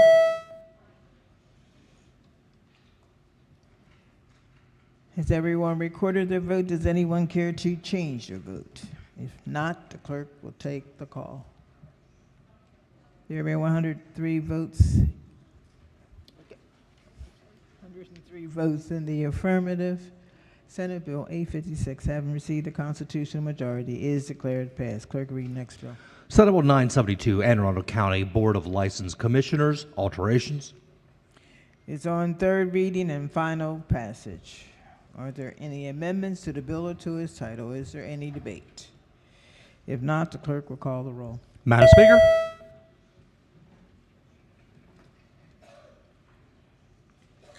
Has everyone recorded their vote? Does anyone care to change their vote? If not, the clerk will take the call. There being 139 votes in the affirmative, Senate Bill 972, having received a constitutional majority, is declared passed. Madam Speaker. Yes. Quick vote change, Senate Bill 127 in red. Get your slip up here. Calendar of third reading, Senate Bills number 26. Clerk will read the first bill. Senate Bill 357, Prescription Drug Affordability Board, Authority and Stakeholder Council Membership, Lowering Prescription Drug Costs for All Marylanders Now Act.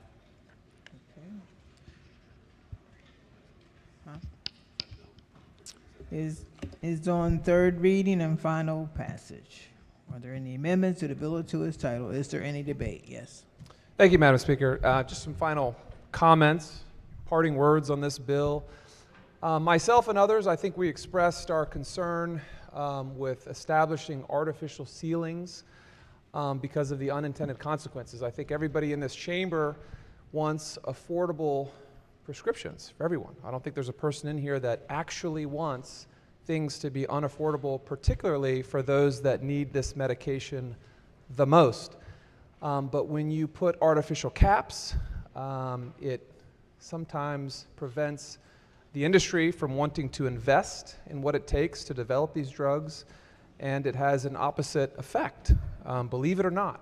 And you see a trend this session that people actually do vote with their feet, so to speak. You know, if you make things too expensive, they choose not to come. If you make things unfriendly business climate, they choose not to come. If you artificially cap certain industries, they may not come, and then that would adversely impact those in our community that rely on these medications, the most vulnerable, as we heard earlier. So for those reasons, I'll be voting against this bill today. Thank you, Madam Speaker.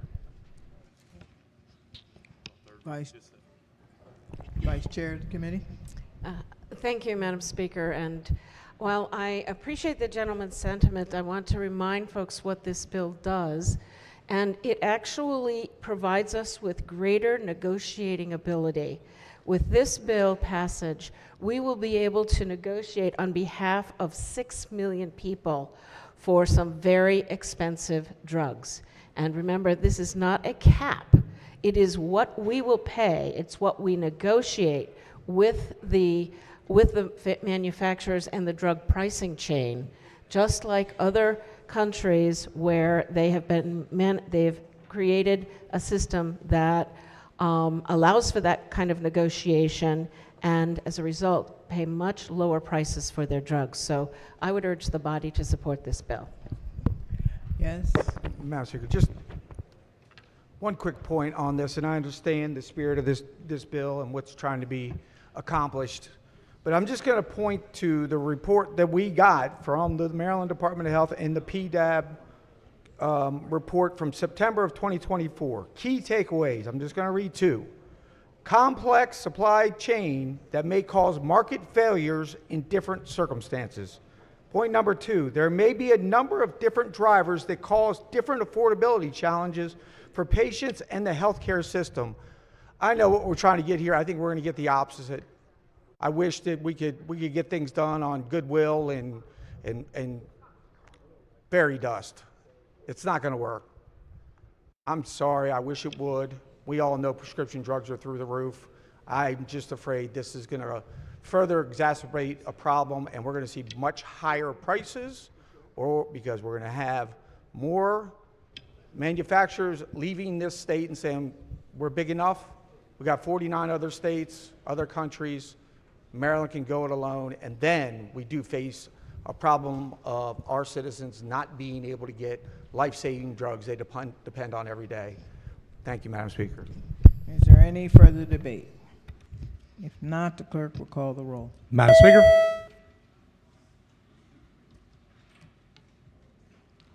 Has everyone recorded their vote? If not, the clerk will take the call. There being 102 votes in the affirmative, Senate Bill 357, having received a constitutional majority, is declared passed. Clerk will read next bill. Senate Bill 474, Health Insurance Adverse Decisions, Notices, Reporting, and Examinations. Is on third reading and final passage. Are there any amendments to the bill or to its title? Is there any debate?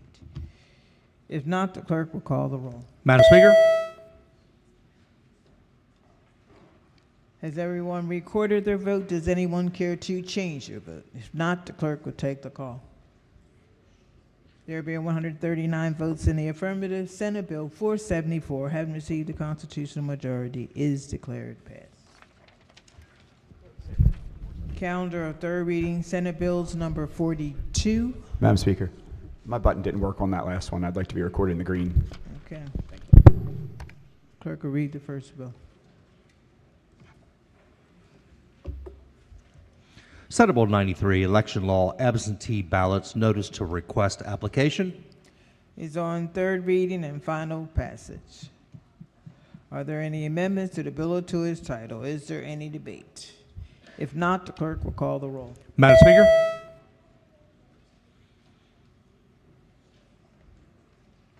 Has everyone recorded their vote? Does anyone care to change your vote? If not, the clerk will take the call. There being 104 votes in the affirmative, Senate Bill 93, having received a constitutional majority, is declared passed. Clerk, read next bill. Senate Bill 130, Education, Student Personal Electronic Device Use Policy, required. Is on third reading and final passage. Are there any amendments to the bill or to its title? Is there any debate? If not, the clerk will call the roll. Madam Speaker? Has everyone recorded their vote? Does anyone care to change their vote? If not, the clerk will take the call. There being 140 votes in the affirmative, Senate Bill 130, having received a constitutional majority, is declared passed. Clerk, read next bill. Senate Bill 295, Income Tax Reconciliation Program, established Maryland Fair Taxation for Justice Involved Individuals Act. It's on third reading and final passage. Are there any amendments to the bill or to its title? Is there any debate? If not, the clerk will call the roll. Madam Speaker? Has everyone recorded their vote? Does anyone care to change their vote? If not, the clerk will take the call. There being 104 votes in the affirmative, Senate Bill 295, having received a constitutional majority, is declared passed. Clerk, read next bill. Senate Bill 341, Baltimore City Raffles, organizations affiliated with a professional Major League Baseball team. Committee Chair. Thank you, Madam Speaker. I have an amendment at the desk. Amendment number 9935291. Amendment number 1. Move so much be considered the reading of the amendment. So ordered. The amendment sunsets after 1 year and allows for the purchase of raffle credit cards not more than $50 worth and one time per day for each transaction. Move the amendment. Question before the House is the adoption of the amendment. All in favor signify by saying aye. Opposed? The ayes have it. The amendment has been adopted. Are there any additional amendments to the bill or to its title? Hearing none, the bill is on third reading and final passage. Clerk will call the roll. Madam Speaker?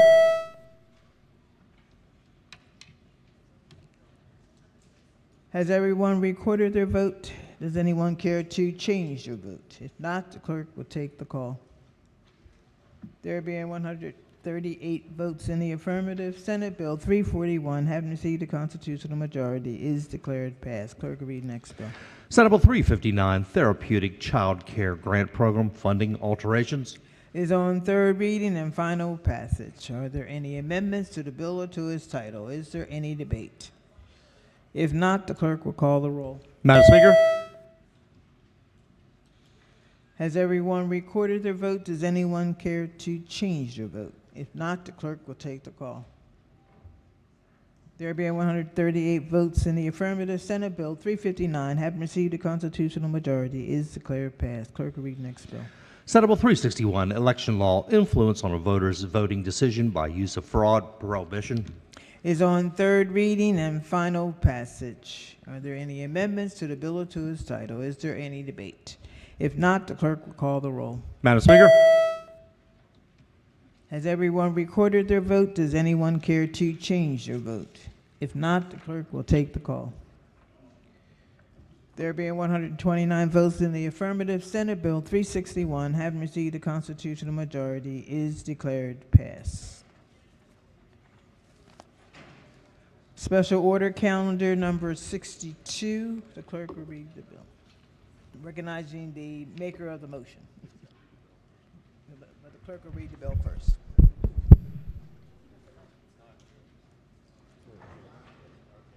$350, right? Oh, he has to read first. Senate Bill 533, Public Safety, Police Accountability, Time Limit for Filing Administrative Charges. Recognizing the maker of the motion. Thank you, Madam Speaker. All of my questions are answered. However, I need to make a motion to withdraw the committee amendments for Senate Bill 533. Hearing no objection, the amendments are withdrawn. Madam Speaker, can I defer? Recognizing the committee chair. Thank you very much. May I defer to the Vice Chair of the committee, please? Yes, you may. Madam Vice Chair. Thank you, Madam Speaker. I'd like to read the committee amendment. Move so much be the reading of the amendments. So ordered. From the committee, amendment number 1 is technical. Amendment number 2 alters the deadlines for investigation, review. Can you read the ID? I don't have an amendment number. Oh, yes. Hold on. One moment, please.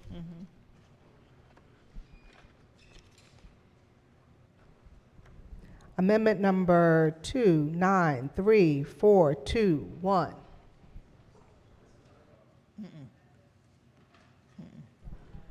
One moment, please.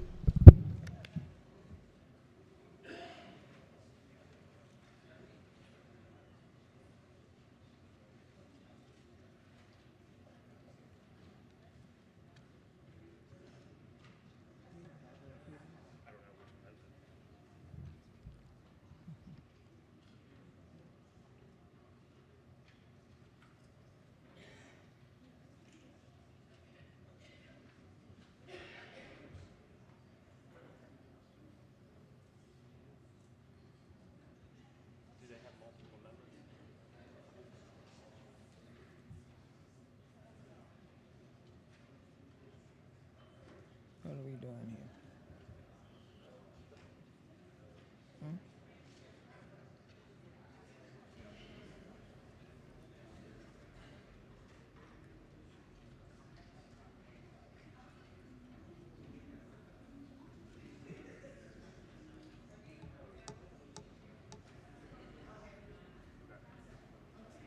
Okay, go ahead. Thank you, Madam Speaker. Amendment number 823920. Amendment number 1. Thank you. Amendment number 1 is technical. Amendment number 2 alters the deadlines for investigation, review, and disposition by the investigating unit of a law enforcement agency and the Administrative Charging Committee for an incident involving a member of the public and a police officer, and also requires a law enforcement agency to designate a certain official by written policy and makes clarifying changes. Move the amendment, please, Madam Speaker. Substitute amendment, so it's this. Yeah. The question for the House is the adoption of the committee amendment. All in favor signify by saying aye. Opposed? The ayes have it. The amendment has been adopted. Question now is adoption of the favorable report as amended. All in favor signify by saying aye. Opposed? The ayes have it. Favorable report is adopted. Are there any additional amendments to the bill or to its title? Hearing none, the bill is ordered. Pass to third reading.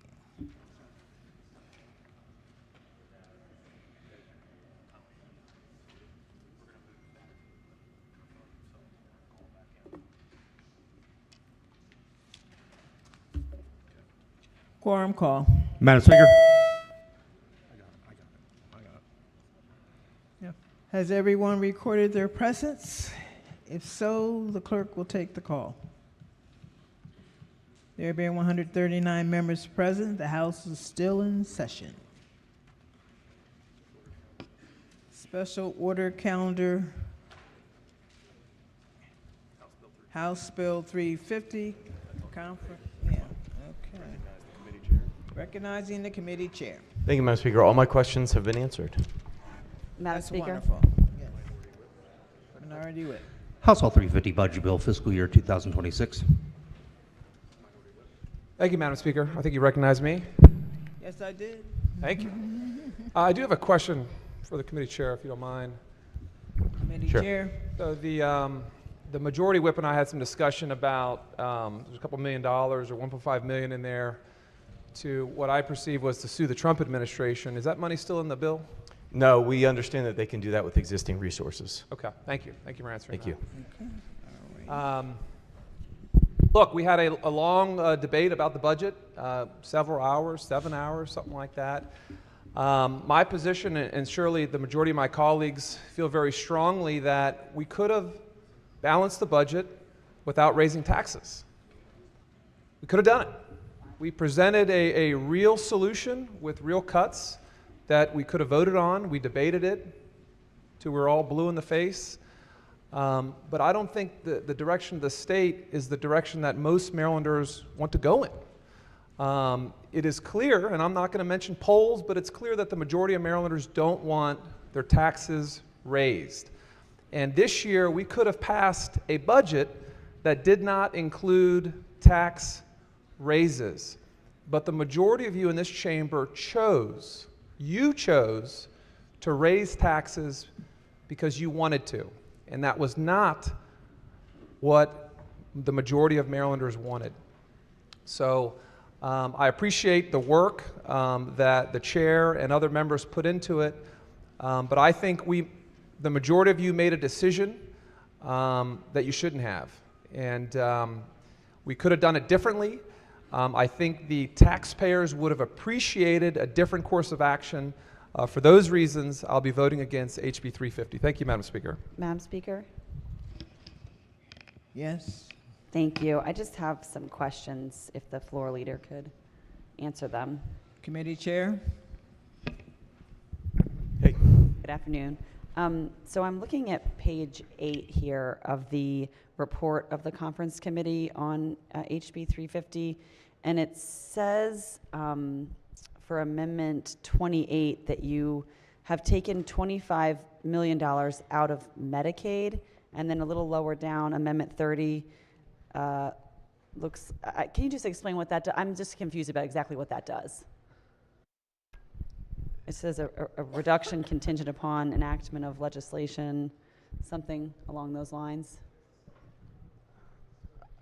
I think what we do is just right-size Medicaid budget. Medicaid's a entitlement, so any Medicaid funding would have to come. So sometimes there's differences between what DBM thinks we will need for Medicaid in the coming year, and then by the time we pass the budget, we have better information as to what we will actually need for Medicaid in that existing year. I'm not sure that this is specifically, but you will see that in the budget. I'm not sure this is that one, though. Gotcha. So it's more of a fund swap with cigarette restitution fund. So if the cigarette restitution fund comes in, then we wouldn't need that because it would backfill Medicaid. Okay, that was my next question, because on page 26 it mentions this, that you're for waiving for fiscal 2026 only the requirement that at least 30% of the funds from the cigarette restitution fund is used for Medicaid. Right. So we can backfill to Medicaid with the cigarette restitution fund and that $25 million. And then there's another line here that says it authorizes the use of funds received from litigation. So are we still getting? We do still get cigarette restitution money. Okay, and that will be used then to support Medicaid expenses. Correct. Okay, all right. Those are the questions I have for right now. I'm sure more will pop up. Okay, thank you. Thanks. Madam Speaker. Yes. Thank you, Madam Speaker. Floor leader, could you answer a couple questions? Committee here? Chair. Sure. Hey, good morning. I'm looking at first on the conference report. It says page 1 talks about $1.2 billion of ongoing general fund revenue. Those are tax increases, correct? Those are general fund revenue. On page 17 through 19, if you add up all the revenue enhancers, which are tax increases, it comes to $1.666 billion. Very spooky. Correct. And the reason we're doing these revenues or tax increases is a number of reasons. One, we had a gentleman over here talk about our bridges, right, from Baltimore County and how important our roads and bridges are. So $500 million of this is to make up for all the underfunding that was done over the Hogan years, which we know. I think we all kind of had a discussion the other day and agreed with that. So we're getting our transportation trust fund in a good place so we can make sure we have safe roads and bridges. And the other revenue that we have in here is, as you've rightly described, so we can avoid the real plan. It was a real plan, sure, but also what I've described as untenable or unacceptable plan to cut things like Medicaid for poor kids, things like education for poor kids. Wow. Things like education for special needs kids. So yes, that's where that revenue will be going. Also to help support things like restoration of our DDA funding, help support things like restoration of $15 million for cancer research that we know the federal government is slashing and burning. And so the state of Maryland, we're taking a different tack. So you have identified the ways that we are protecting those programs very well. So also I'm looking on here, thank you for that information. On page 12, it talks about, you have a chart here, and over the last year, we've been talking about many fee increases that we've had in Maryland with different, numerous fees. I think we put out a report that last year was 338 different fees. We've seen a bunch of fee increases going to special funds this session. It looks like by this chart, not only do we have a $1.666 billion tax increase, but special funds have increased $1.3 billion. Is that so? We have done some fee increases over the past few years. Again, something that Governor Hogan neglected. Things like protecting the Chesapeake Bay and our critical areas, those go into special funds for fees. I think we would all agree if we passed a fee in 1930 and never raised it, it's not much of a fee. We're not doing much critical areas or Chesapeake Bay protection. These are things that I know the Environment and Transportation Committee have been working very hard on to make sure we right-size these fees to protect all of the special funds and all the great programs that these special funds do enhance. So on page 17, it talks about the revenue generators. It has $482 million of an IT tax. Have we figured out who's paying that tax yet? Does this tax internet service providers like Comcast, Verizon? You know, I might have to Breezeline? defer to my friends. You know, I'm not on the Ways and Means Committee, but I believe it does. If that works, that's fine. That does not. It does Fine. not? Correct. So people that have a internet service provider, like I have Breezeline at my house, Breezeline will not be paying that tax?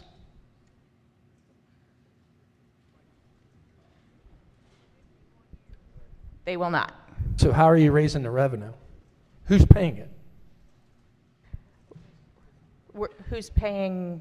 The $482 million is the largest tax bracket in here that's gone up on your conference report. Who's paying that?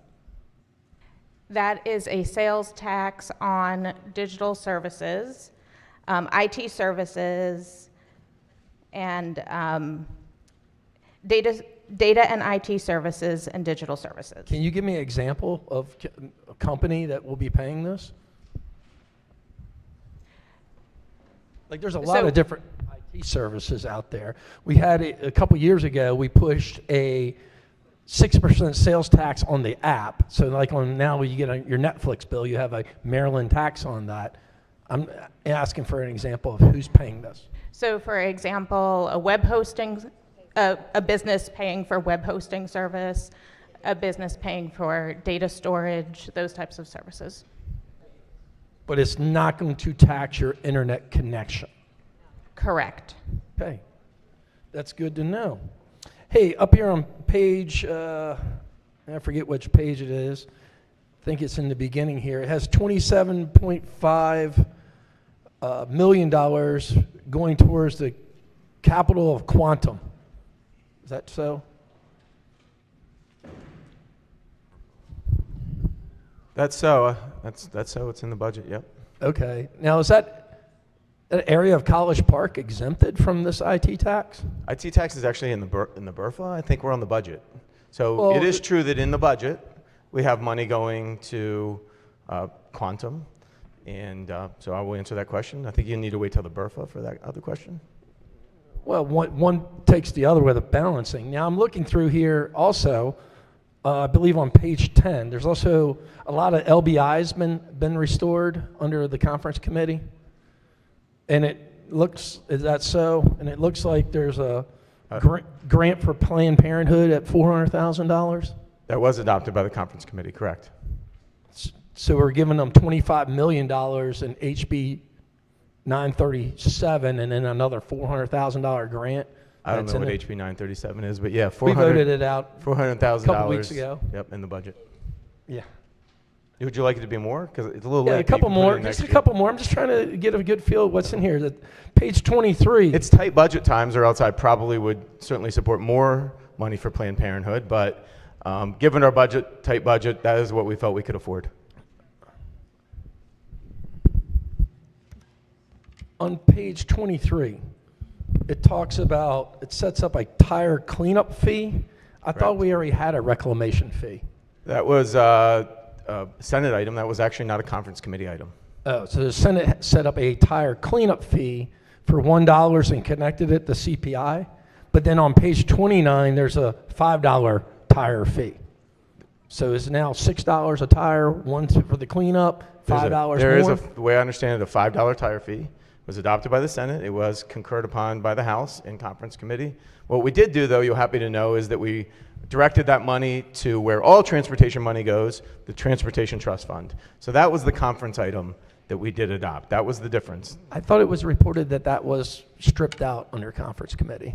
No, it stayed in. It will go But to that the money does go to transportation- the Transportation Trust It does. Fund. Okay, that's good to know. Thank you. That's all the questions I have now. Okay, thank you. Thank you, Madam Speaker. I'll save my further remarks on the BRFA, so appreciate it. Thank you. Yes. Thank you, Madam Speaker. I have a lot of questions about this. I had some, I'm listening to the discussion here. I had some questions on the budget about the reporting for the vulnerability assessments on the bridge. This budget's been in front of us for an hour and a half, and we've been voting on bills. I'm wondering if we could special order this until the next session so we could take a look at this and actually read it. No, we cannot. Madam Speaker, I think it's in the good faith of the public interest, and we actually read this bill. So I'd make the motion to special order this until next session respectfully so we can actually read it. And I'll just say this about it. I will resist the special order. The gentleman, as the gentleman well knows, regarding his bridge assessment, we did give him an opportunity to work with us on that and actually work with the department. You know, I know the gentleman, I'll say haphazardly, but maybe I'll take that back, put together some budget language. We said, hey, let's actually work with the department, get it right. We did do that. You shunned us when we asked you to work with us together on that, so we did do it. I have the language. I'm happy to bring it over to you. I'll bring it over to you right now. But we don't need the special order, Madam Speaker.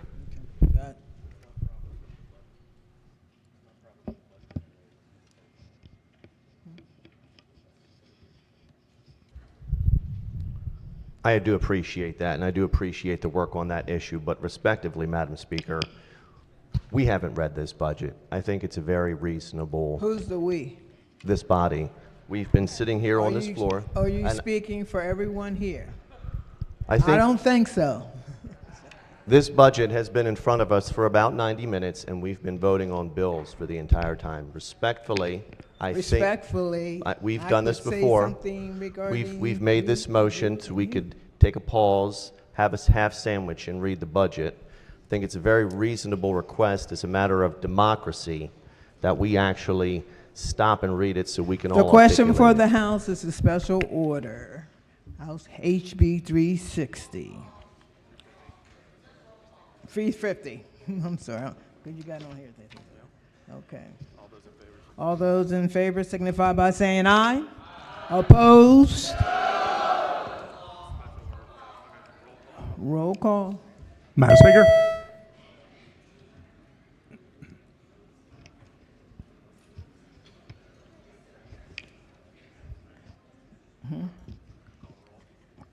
The clerk will take the call.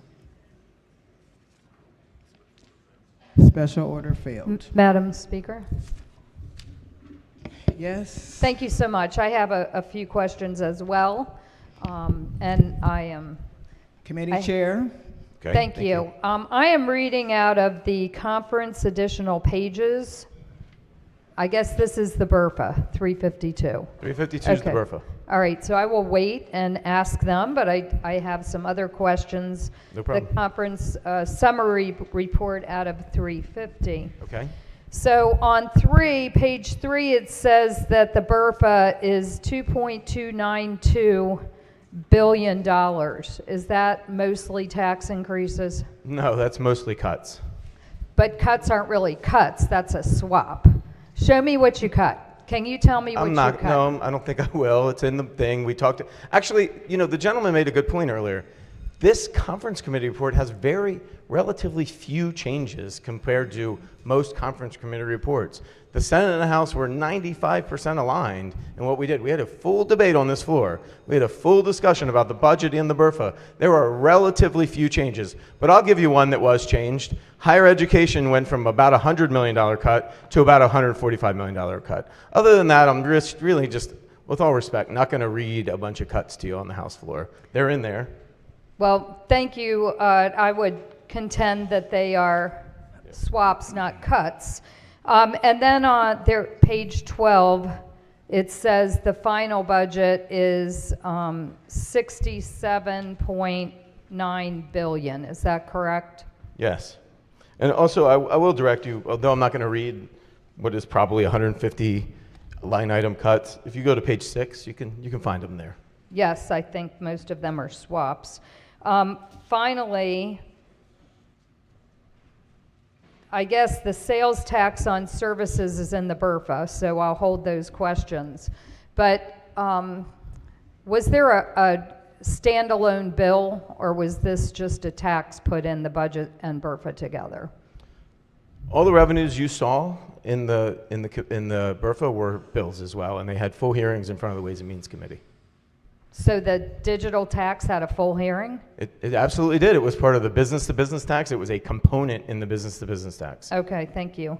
And the colleague from St. Mary's mentioned the tire cleanup fee. It looks like that was 80 cents and it's now increasing it to $2. Is that right? I thought it was $5, but that's a separate fee. That's separate a fee. tax. This is a Let me defer to cleanup the fee. chair of E&T on that. Sorry, also BRFA though. Chairman. Thank you, Madam Speaker. Yeah, there are two different fees. There's a cleanup fee that's an existing fee. The department actually asked to increase that fee and then be able to link it to inflation. And so that's the cleanup element. Then there's another that you were just describing, and then there's the other fee that the Chair of Appropriations was describing with the $5. So it looks like that's going up from 80 cents to $2. I thought it was to $1. I wasn't in the conference committee, so I apologize if that's incorrect, Delegate. Increases the maximum fee to $2 and changes the agency responsible for the fee from BPW to MBDE. So, Okay, thank I think you. it sets it. I'm sorry. I think it creates setting it at $1. They're allowed to raise it, but they can't raise it to more than $2 in the future. Thank you. I too would have wished I would have had more time to thoroughly examine this. The most important thing we do here in Annapolis is pass the budget, and I do appreciate the work of the committee, but it is also our job as lawmakers to know what is in the budget. Thank you, Madam Speaker. Madam Speaker, I have one more question. Yes. Thank you. Committee Chair. Hi. Hey. I'm only on page 26 of 40. I'm getting there. It says here on page 26 that you are suspending for fiscal 26 only the requirement to appropriate general funds to the rainy day, but you're permanently eliminating requirements to include appropriations to the state retirement and pension system and post-retirement health benefit trust fund. You've hit my sweet spot, retirement. Yes. As a former subcommittee chair of pensions. So what we did about 10 years ago, actually when I was subcommittee chair, is we decided we had this old antiquated system which really underfunded our pension system. And what we did is we said, look, what we need is actually an actuarial system where actuaries, not politicians, decide how much we need to give to the pension system, right? That way you have a 30-year arc traditionally that gets you to full funding at that point. That has worked. We also had supplemental payments because we knew we had been underfunding it, right? We knew we had been underfunding it for years, so we set up some supplemental payments. Something no state, at least when we did it, had done, these supplemental payments. Because if you're at actuarial, that is what makes sense. That is sort of the amount of money that you really need to be putting in your pension system. These supplemental ones are sort of extraneous. Those have largely not held from year to year, but even between the Hogan years and into the Moore years, because they're extra, they're a plus, right? So what we've decided to do in order to deal with our structural amount is say, we're in actuarial, we've been doing some of these supplementals, we don't need these sort of extra payments at this juncture. We're over, I think we're over 70% at this point. And so, you know, we're making great progress from where we were 10 years ago. Okay, so our fund is at 70%. So it's a little over, but somewhere okay, in something there. like that. It was tough because we had a harder year. Sort of, we set a benchmark on what we can expect the market to deliver back. We didn't quite meet that benchmark this year. Okay, so this 73%, I'm being told, is the this exact is not cutting funds from our. We are making our system. actuarial payment every year, and we will continue to make our actuarial payment. every Okay. year. Do you know why it says the second preceding year? I'm just a little confused. Why is it like that? So it used to be set up so the fund was based on general fund surplus in the second preceding year, so like 2 years earlier. Is that how it used to work? Oh, some years I guess we rolled surplus in, but Okay. Yeah. Okay, all right, thank you. Thank you.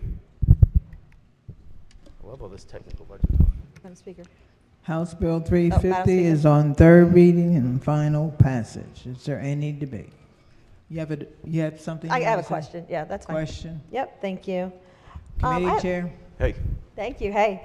So we had a lot of debate about the Strategic Energy Investment Fund, the SEEF fund, the other day when we were talking about energy. How much of that, is that some of that put into the general fund? And do you know what the number is No, we didn't transfer now? any general fund. We did transfer for certain purposes, though, including, I think, $200 million for rebates, for energy rebates, given the current energy climate.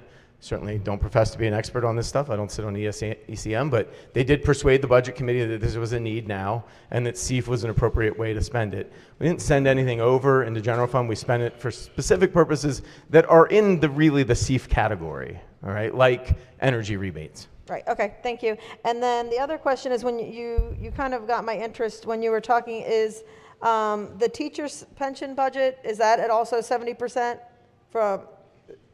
Teacher pensions are at the locals, so which is why we Run by the shifted state. the cost shifted Yeah. the cost down. So I can't tell you where they are. Do you, It's well, probably not. It's not a line item in our budget. was well, when you're talking about the actual, Oh, 73 is the composite number that does 73 include is them. the It's not a composite there, separate okay. number. Yeah. And so was the actuarial system adjustment that you were talking about, was that an adjustment that you made also with the blueprint, when you passed the blueprint? The actuarial. When you're talking about the actuarial? We haven't. The blueprint bill will come later. We're actually about to finalize the conference committee report, so you can save your question for that. Okay, I can. All right, thank you. Thanks.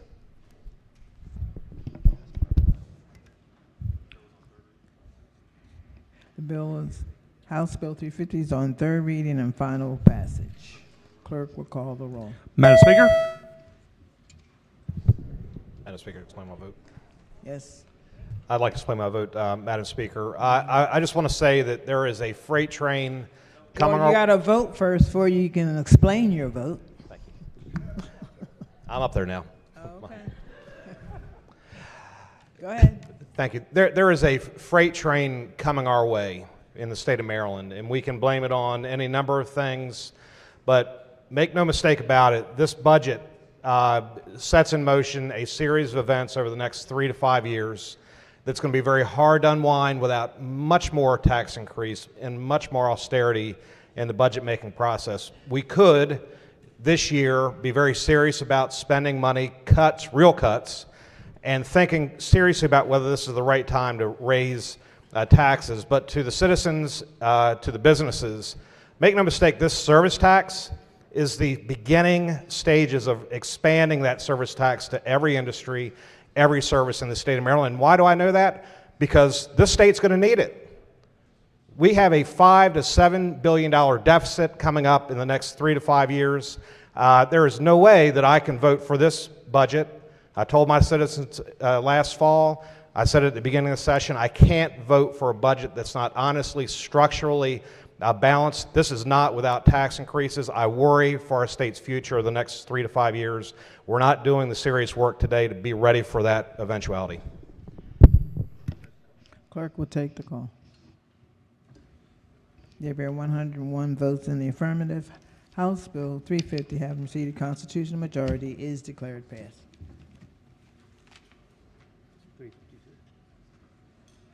Special order calendar, House Bill 352, Conference Committee report. House Bill 352, Budget Reconciliation and Financing Act of 2025, Amendment Number 1.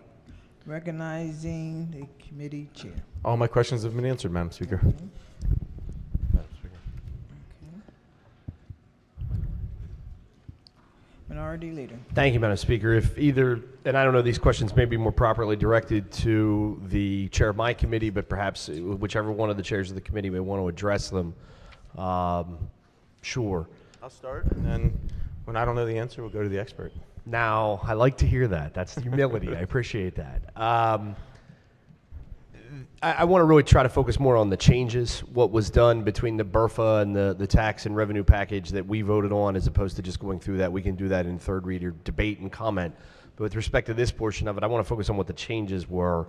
My understanding is that the Senate did something that we did not do in our initial debates on this, which is to include something called a tire tax. Yeah, we just talked about it a little bit. Right, $5, but I just want to separate that out versus the fee that exists, or that has already existed. Right. It's now going to be tied to CPI, but there's a brand new $5 per tire tax. Every time you buy a new or used tire from a Maryland dealer or establishment, you're going to pay $5 as a tax. Goes to Transportation Trust Fund to support roads, bridges, transit, and the like.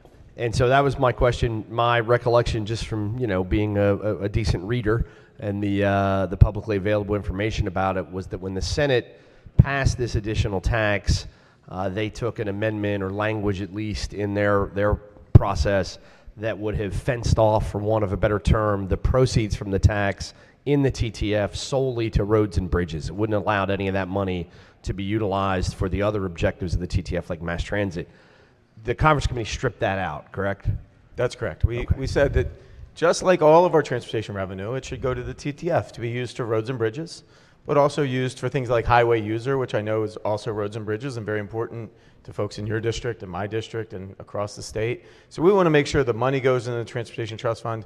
We don't want to play political games with our transportation revenue, right? We don't want people here to start dragging out parts of our transportation revenue and saying, let's send it to this or send it to this. We wanted to go to TTF like all of our transportation revenue. I know someone in the chamber who would be very, very upset if we put an amendment or language on that restricted the funds that went to a place that we like to call WMATA. He would be very upset, and I don't like to upset him. So, but I wanted to make clear that that's what's going on, is that provision that the Senate obtained changed. Something on a different little tack for a second that's not tax related. Did we do something in the BRFA that we didn't do here as a House chamber about Pimlico, or about the racing authority that was established very recently to sort of take over from Stronach? We did. Thoroughbred racing. And I'll give you the 10,000-foot answer, then I can defer if you have other questions. Sure. Essentially, got rid of that authority. Now it's going to go to Medco to actually operate, and Stadium Authority, who has such great success in building things in our state, to build. Details beyond that, I will defer. Okay, so That's just in general, that authority that has existed for roughly a year, they're going to cease operations when? Like tomorrow, or they cease operations this summer? Or? I guess upon enactment of the budget, so July 1st. Okay, so July 1st, there's no more authority. The Stadium Authority will take full responsibility and use the bond funds and the other financing mechanism we set up to build the We're stadium. so lucky in this state to have we are the example for every other state with the Maryland Stadium Authority, and having been in chair ED previously and having oversight of them, what they build always on time, on budget. You can see the Department of Legislative Services building here. And Medco actually has done a fantastic job of running these sorts of programs. So this is a better place for this to sit. So that was one. I don't think anyone really should have any objection to the Maryland Stadium Authority being the responsible contracting, sort of the general contractor for the Pimlico renovation redevelopment. Medco then, once the Stronach group fades away, I think they have a 2-year agreement to basically run the Preakness or run the amount of race days that we currently have in the state between here and Laurel, and then they're going to fade into the Canadian mist. And take our money. They're going to take millions of dollars a year from us for the foreseeable future. But who then will run the races? Would it be Medco? I think it would be Medco, and they have experience in running. They do student housing across our state. They do other economic development things across our state. So I think they have that managerial experience. Okay. Focus you back, and again, certainly defer if you want to pass that along to anybody else. Can you describe if there were any other tax changes to the tax package we passed? My understanding is there were some carve-outs for applications of some of the NAICS codes and what we called the tech tax. Vehicle excise went, we had it 6.8, they had it 6.3, that went to 6.5. Right. That's one that I can remember. And then there were some don't applies to, mostly technical on the IT tax that you mentioned. IP, never meant to be in this tax, so we viewed it as technical to draw them out. IP, not IT. Right. Intellectual property for things like the professional sports franchises, and they license their intellectual property to broadcasters and digital websites, all that sort of stuff. We're a real cybersecurity leader in this nation, so we carved out cybersecurity from the tax, which made a lot of sense.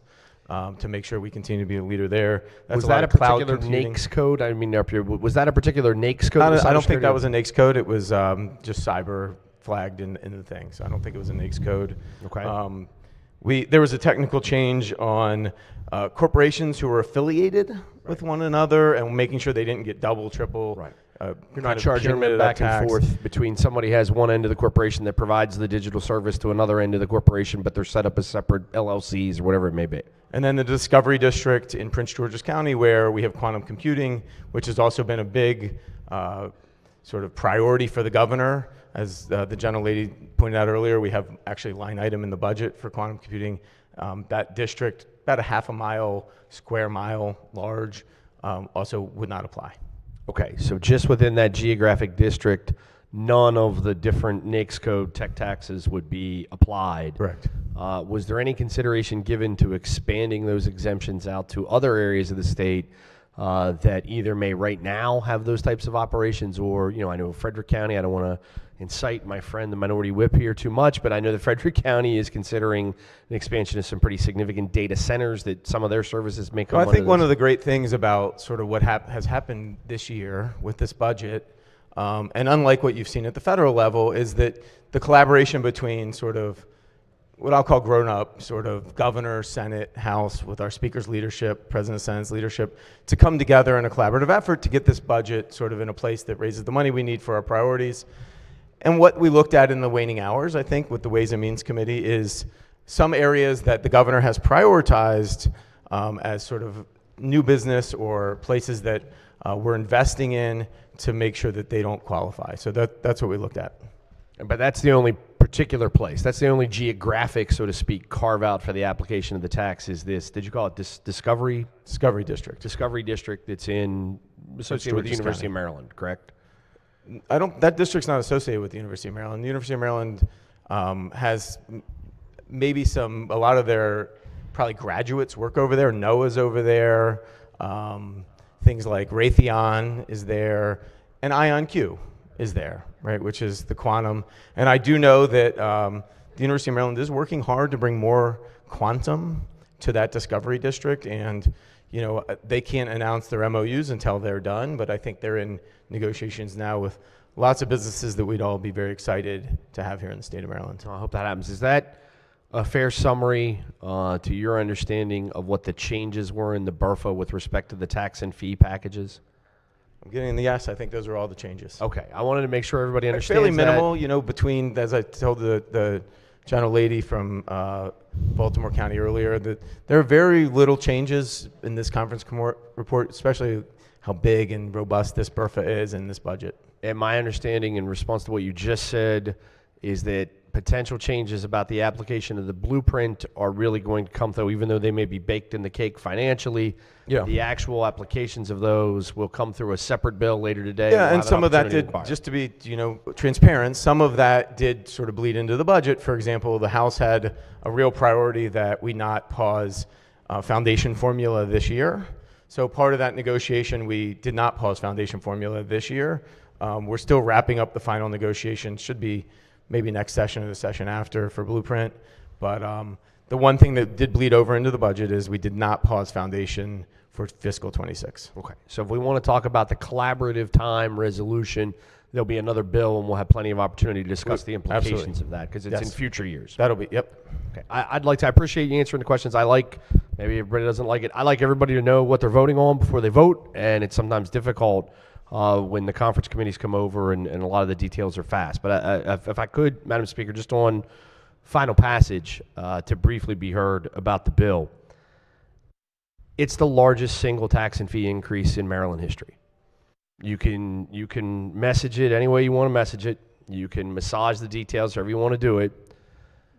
But no one who's ever stood in this chamber has ever voted for the tax and fees you guys are all about to vote for. I want you to think about that. I want you to think about the economic upheavals we've been through. I want you to think about the dramatic expansion of Maryland government over the last 30, 40 years. I want you to think about how we went from a very sort of finite set of government services to these multiplicity of things we do from Oakland to Ocean City and every place in between. And for hundreds of years, we seem to be able to do those things. We didn't have to raise 1.7 plus billion. I think that the appropriation shares right. There's not a lot of changes, but the one change is that the BRFA tax and fee package you're voting for now Shocker, it's higher than the ones you voted for a little while ago. Nothing got cut. Things got added. More taxes, more fees got added. There was no tire tax when we left. Now there's a tire tax. It's the absolute math of it that this is what you voted on last week was the biggest tax and fee package, and now today's financial accounting is actually higher of the taxes and fees. Not by much, but by some. You cannot build an economy, a private sector economy, by raising these types of taxes.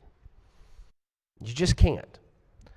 Because I would agree, we spend all day long for years now, I've been there for over a decade in the Ways and Means Committee, we talk about what's the effect of taxes on business decisions. I will agree that it's not always the number one factor. It's not always the number one factor. If it was the number one factor, we wouldn't have any businesses in California, we wouldn't have any businesses in New York, and frankly, we wouldn't have any businesses in Maryland if it was the number one factor, because our tax and fee environment is miserable in comparison to most of our neighbors. People come here for good reasons. We have a lot of good things to offer in our state. One of the things we've been selling people for the last 50 years is our proximity to Washington, D.C. You want to be in with the federal government, you come to Maryland. Well, I think we all know which direction that's going, south. Some of it's going south into Virginia, and some of it's just going south. It's not going to be there. Not going to be there. The comptroller of the state of Maryland, who is, I think, a friend of mine, and I think a friend of many of yours, said at the beginning of this year, Texas has oil and gas. I think she said California has Silicon Valley. We have the federal government. That is not how it works. That is not how it works. It's not. When you have a natural resource that only you have geographically and only you can exploit geographically, then it's something of yours. If you have Silicon Valley and you have billions and billions of dollars invested by people to turn it into the leading IT community in the world, that's not something that's going to go away overnight. We don't own the federal government. We don't own the FDA. We don't own the NIH. We don't own NOAA. We don't own these things. There is no requirement. They didn't exist. They didn't employ tens and hundreds of thousands of people in the DC metro area 30, 40, 50 years ago. And I'm going to bet that they may not employ them 30, 40, 50 years from now. We don't own government. You can't build an economy on layering after layering after layering of government, because the federal government gives us a lot of jobs. We create a lot of state jobs, and then our localities create a lot of jobs, and then our municipalities create a lot of jobs. It is a recipe for failure. And passing these taxes and these fees and these buffer, you're doubling the titling fee for people's registrations on their cars and telling people that they're getting a tax cut. Because the analysis on the income tax portion shows that a lot of average middle-class taxpayers are going to get a $50 to $60 a year tax break. God forbid they go and register their vehicle this year, which we make them to do, I believe, every 2 years. God forbid. Because they just lost all that tax break. God forbid they use a vending machine more than occasionally, because they just lost that tax break. We are raising the taxes and fees on every single person and every single business that you know, from the poor to the middle class, to the upper middle class, to the small businesses, to the McCormicks, to the Northrop Grummans, to the richest guys in the state. Steve Bisciotti, pay more taxes. I don't go home at night and cry for people who own professional football teams that pay more taxes. But I'm telling you that at the end of the day, this will be the worst vote that almost any of you will ever have taken. But we're going to do it anyway. Thank you, Madam Speaker. Madam Speaker. Yes. Thank you, Madam Speaker. I just wanted to speak briefly to all of the new taxes on vehicles, because it's just remarkable. And I wanted to wait until we had the final bill. And here are the taxes on vehicles, at least as I understand them. Increasing the vehicle excise tax, increasing the certificate of title fees, a new tire fee, and of course there's already a recycling tire fee, and you already pay 6% on when you purchase tires, so there are actually 3 taxes. Tires are now triple taxed in Maryland. Accelerating new registration fees. So the registration fees are higher. To which I ask the question, why is it necessary that we have to keep re-registering the same vehicle and paying for it when you have the same driver and the same vehicle? Why is that? It's because of greed. Greed of the state. Greed of the majority party. Again, why do you have to keep registering the vehicle? That is ridiculous. Charging eligible vehicles for historic tags.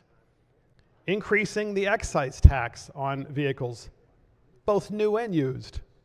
You've already paid it once on the new vehicle, you sell it, you got to pay it again, at least the buyer does.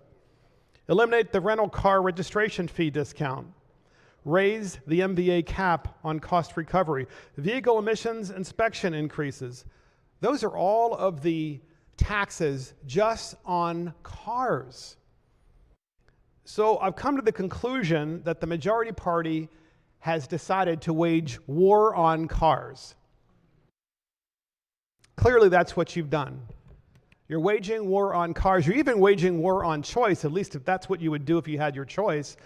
You would, namely, not just increase all these taxes on cars and fees on cars and constantly having to re-register your car, but then you're going to make people, at least that's what you want, make people only buy a certain kind of car.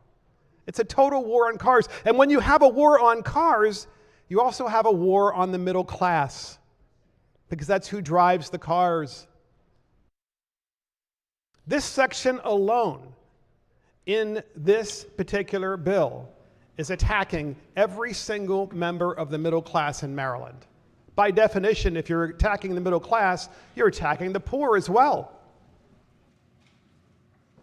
So this war on cars is really strange, and I know what the other side's going to say. We need the money for transportation. We hear this constantly, and we constantly see the fees and the taxes increasing. And it just never seems to end. And as the minority leader said, the largest tax increase in history includes in it an entire provision to make it harder for people to actually buy and or keep a car to get back and forth to work. What are you thinking? This bill is meant, in my opinion, whether it's intentional or not, to wreck your ability to own a vehicle and to be free. And the ultimate part of freedom is the freedom of mobility, the freedom to move about, the freedom to travel. That's what you're wrecking. That's what you are wrecking. And I'm sure a part of it is because of your extremist views on climate change, that people shouldn't have cars. And it's kind of interesting because the same people who wanted everybody to buy a Tesla suddenly don't like Teslas. But I digress. So, obviously, I'm a no on this bill. I just don't understand how you think this bill is going to help the middle class. And I don't understand how the governor of Maryland can actually sign a bill to say you're waging war on the middle class, waging war on cars, and at the same time saying you're not getting a tax increase if you're in the middle class. Utter nonsense.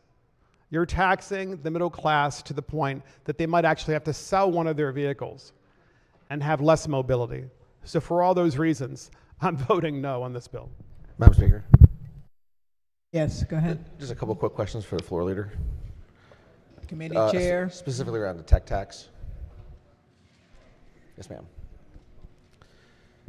Okay. So first question is, does this apply to pre-existing contracts? Will this tax apply to that? I don't think so, but let me defer.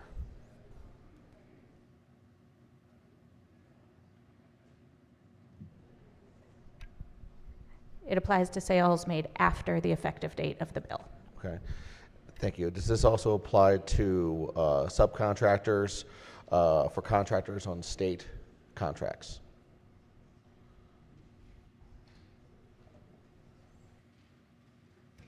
Can I just say this? There is no change in the conference committee report in this regard. There is no change. We have made no change in this regard in the conference committee report. So we had a debate on this. We had a debate on the BRFA. We had a debate on the budget. I really think the questions are best directed to changes between what left here in the House and what is here now. I was just trying to get some clarification on this piece. No, but there's not been a change in the conference committee. All right. So. And I guess my last clarification, there was no change on the portion that removed itemized deductions for charitable donations. That was not changed either? That provision is the same as it left the House. Okay, thank you. Thank you. Just very, very briefly on the on the bill. Again, I'll be voting no. There's a lot of things in the BRFA, obviously, we don't support. One of the things that we pounded during the conversation, I don't want to belabor it, but specifically around itemized deductions for charitable donations to the folks making over $200,000, make up $6.7 billion of donations to nonprofits in the state of Maryland. We're going to de-incentivize that. I'm not sure that's something that we want to do. That's going to hurt nonprofits that every single person in this body supports. It's going to be interesting to see in the next year or two what that $6.7 billion number reduces to, because folks who could then give donations out of state or relocate or have their companies give those donations in another state are going to do that to get that tax advantage. And unfortunately, that's just going to hurt really every single person in this room, and frankly, almost every single Marylander that receives benefits or support from these nonprofits. So with that, Madam Speaker, I'll be voting red. Thank you. Madam Speaker, I have Speaker. a few more questions. Again? Yeah, sorry. Well, I finished reading it, so I just wanted to click. Yeah, sorry. On page 32, it says allows a pass-through entity that elects to pay income taxes on behalf of its members. Can you explain to me what that means? No. Okay, maybe we'll defer to. Okay. Sorry. Hi. Sure, hi.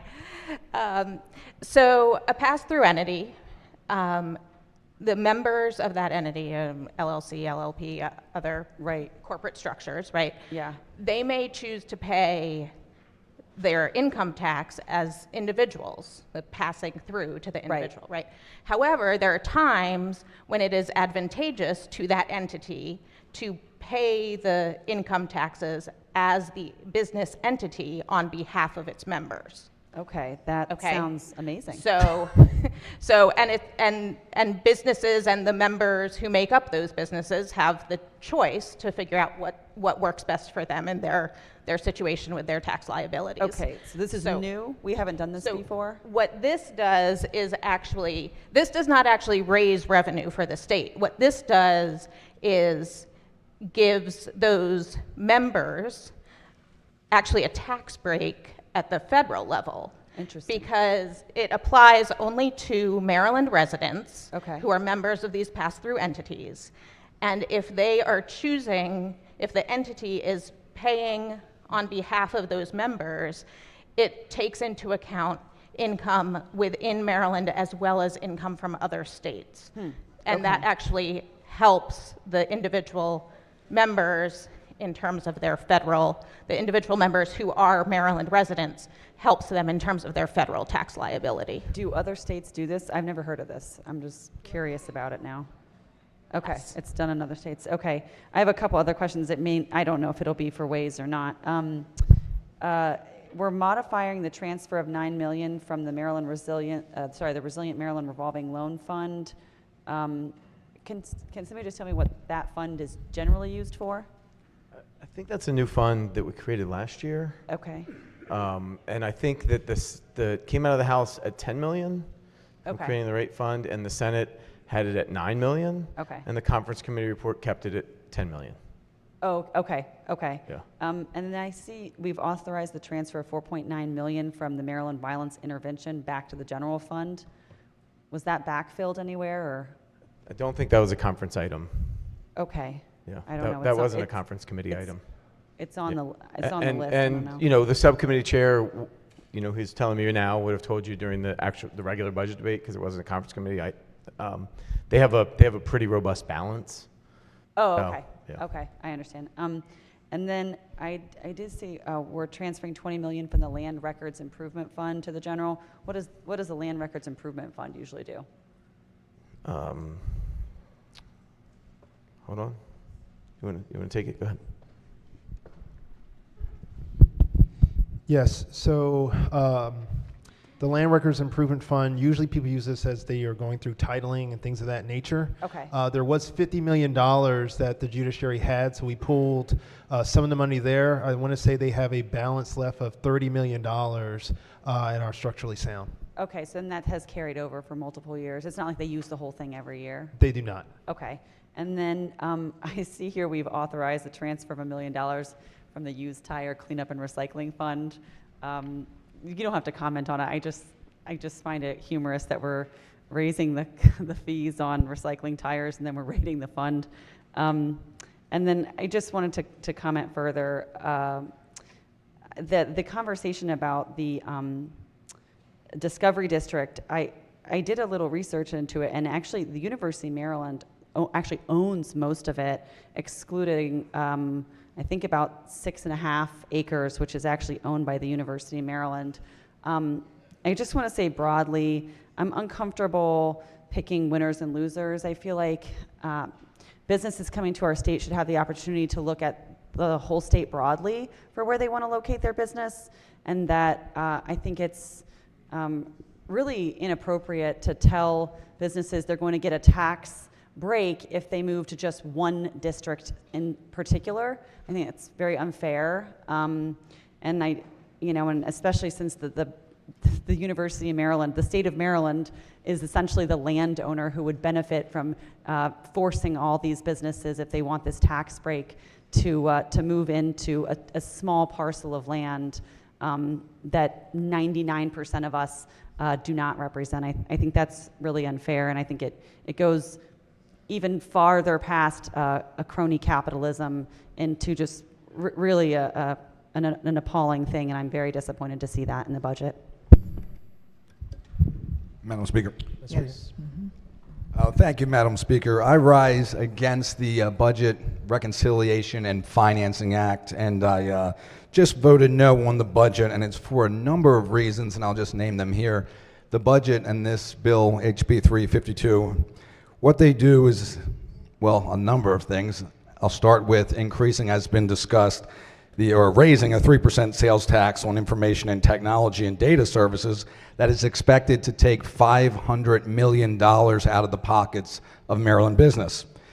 As discussed, a 6% sales tax on vending machine purchases, that's pretty self-explanatory what that does, is an increase on income tax for high earners, which generates over $340 million, and I worry about what that does. I mean, these are hardworking, successful Marylanders, and God bless them for having that type of success, but I do not see how this incentivizes them to invest in Maryland or even remain in Maryland. There's also a 2% surcharge on capital gains over $350,000. Again, I think that does the same thing. It does not incentivize investment here. It increases the local piggyback income tax rate from 3.2 to 3.3%. It's a higher tax on sports betting, a higher tax on the sales tax on recreational cannabis.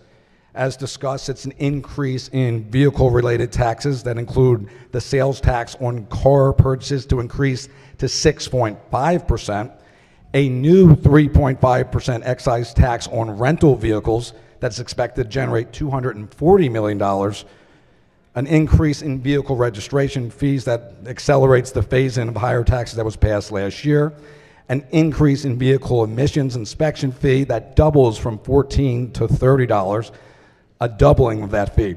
And of course, has been mentioned again, I hate to be repetitive, but a $5 per tire fee that is expected to raise nearly $110 million, which is $110 million out of hard-working Maryland citizens' pockets.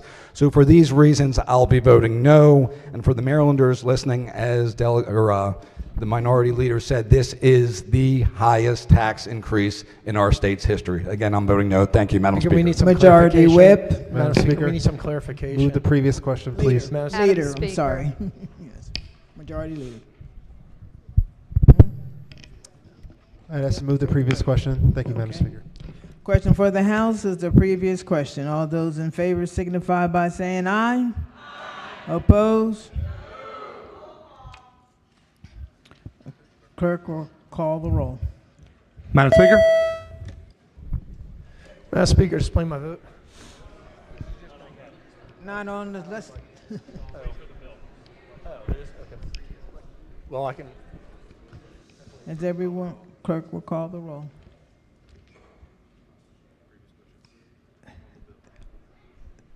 There being, okay. 97 votes in the affirmative. The previous question is moved. Clerk will take the call. Madam Speaker? To explain my vote. Explain vote. If you must. I must, thank you, because I had questions on the BRFA that I put off so that I could get clarification, and we didn't get to do that. I am voting no on the largest tax increase in the history of our state, and I would like to remind the body that many of these gimmicks were used under Martin O'Malley when they did a, quote, success tax on people who were successful. What happened is 31,000 people moved out of the state, and the state lost $1.7 billion in tax revenues. When you raise $710 million on people who are, quote, high earners, they're going to leave. This bill also has a new tax on IT, digital, whatever services that I was trying to get an answer on, O'Malley 2.0. They repealed that as soon as we came back into session. I guarantee you that's what's going to happen on this. There are a lot of gimmicky taxes in here, but in the end, $364 million in taxes and fees are raised on people who drive cars. That is senior citizens and working families who need a car to get to work. This budget is filled with tax increases and gimmicks, and next year you'll be back and do it all over again. Thank you. Yes. Madam Speaker, to explain my vote. Go ahead, explain your vote. Thank you, Madam Speaker. I'm voting no for a number of reasons, but in particular I'm voting no because of the data and IT services tax portion in this bill. We have several bases in our district. We've got a part of Aberdeen Proving Ground inside of our district. We also have the Martin State Airport, the Warfield National Guard base. Now, we all know that recently the A-10s are coming offline. First one actually left recently to go to Arizona. They are mothballing that operation. The operation that is supposed to go there potentially is going to be a cyber unit, a cyber warfare unit. Now, when we lose the A-10s, which we are going to lose, we're going to lose about 1,000 jobs, maybe more. I think that this could have a particularly chilling effect on any kind of cyber operations, data operations, whether it's at Warfield Air Base, whether it's at Aberdeen Proving Grounds. Look, there's going to be a BRAC process coming up here. The conversation is occurring now. And I think that this could put Maryland on the short end of the stick, particularly when we're talking about these kinds of things, these kinds of cyber issues, these kinds of data issues with respect to that BRAC process. It's going to not only affect all of Maryland, but it's going to have a devastating impact on my district that is already losing 1,000 jobs because of the Air National Guard base going away there, because the A-10's going away, and that's why I'm a no vote on this bill. Madam Speaker. Yes, go ahead. Thank you, Madam Speaker. I'm voting red on this bill. I wish we could have had some more debate and asked some questions, because we asked a question on the budget, and I'm looking at the BRFA, and it still has NIAC code 518 in there, which is an internet service provider tax. And that's a big deal because we're marketing this as a tax on IT services. If you're taxing people's internet provider, this is a Wi-Fi tax. This will be quickly passed on to the consumer. No doubt about it. I'm voting red on this. This budget balances on $1,066,600,000. I mean, it's just crazy. $1.6666 billion in new taxes and $1.3 billion in additional special revenues. That's your fees they're collecting here. It's $3 billion that are being taken out of the local economy and moved over to the government side. That's why we're not doing as well as Virginia. And for all those reasons, I'll be voting red. Yes. Thank you, Madam Speaker. To explain my vote. So I am very uncomfortable with the picking of the geographic winners and losers, especially on the cyber tax. But I don't want you to take my word for it. I want to explain using the Cybersecurity Association's words. This tax is an unwise move. Maryland risks losing its competitive edge in cybersecurity, forcing companies to relocate and taking high-paying jobs with them. It's a short-sighted attempt to gain revenue at the cost of our security and future economic stabilities. Cybersecurity services are essential for protecting businesses, critical infrastructure, and residents from escalating cyber threats. The impacts of this tax include businesses will face higher expenses for vital cybersecurity protections, costs that will inevitably be expanded to nonprofits, government agencies, and consumers. It will disincentivize investment in cybersecurity, leaving Maryland organizations more vulnerable to cyber attacks. Small businesses already struggling with economic pressures will find it harder to comply with security best practices. And added financial uncertainty for cybersecurity firms and consumers, especially amidst evolving economic conditions. This tax is hitting IT and data service consumers while original equipment manufacturers are raising prices due to increased tariffs. The tax could force cybersecurity firms to relocate to more tax-friendly states, resulting in a loss of high-paying jobs and a significant blow to the state's economy. Cybersecurity is public good. This will discourage investment in vital protections, and it will jeopardize the security of our business, government, and residents. And that's why, one of the reasons I'm a no. Madam Speaker, to explain my vote. Again? Yeah, sorry. I just realized something when the gentleman from St. Mary's was speaking. I think it's really concerning that we have not been able to actually have somebody answer the question directly of what this IT tax actually is. And so we're learning at 151 on Sine Die that it's actually an IP service provider tax. Everybody has an IP service provider. That means every single one of us is about to pay a tax that was just sold to us as though it was some obscure business tax that only a few businesses would be impacted by. That's a tax on your actual internet. All of us. That's completely disturbing. Why are we finding out about this at 2 p.m. on Sine Die? We're balancing the budget on the backs of 100% of internet users? That's the plan? You guys, this is delusional. This is a joke. It should be a joke. And it's going to be a joke when we start making memes about it and spreading it all over Twitter. But we could have done something better here. You could have cut something else than taxing everyone's internet. It's disgraceful, it's embarrassing, and I'm livid that I found out about it at 2 p.m. on Sine Die. So I'll be red. I was already going to be red. I'm even more red than I was before. Go ahead. Thank you, Madam Speaker. To explain my vote, we're just talking about all these companies, and if you look who falls under 518, it's Google, Amazon, Seagate, Intuit, Facebook, Rackspace, Salesforce. Salesforce is on all your computers, just so you know. ADP, DXC. I'm just going to try to explain this to you in second grade terms. Businesses do not pay taxes. Their customers do. You want to say something and then not look at me? You think it's funny? You want to take a shot at me when I stand up? Okay, please. Jeff. Hey, we don't do this. We don't do this. I apologize. I'm sorry. Say what you have to say and say it. Don't People pay the attack taxes. people. This is a shell game. This is a shell game. Go ahead. This is going to come back to haunt this state once again. Businesses either pass along these taxes or they leave. Either case is not good for this state. That's why I'm voting against this budget.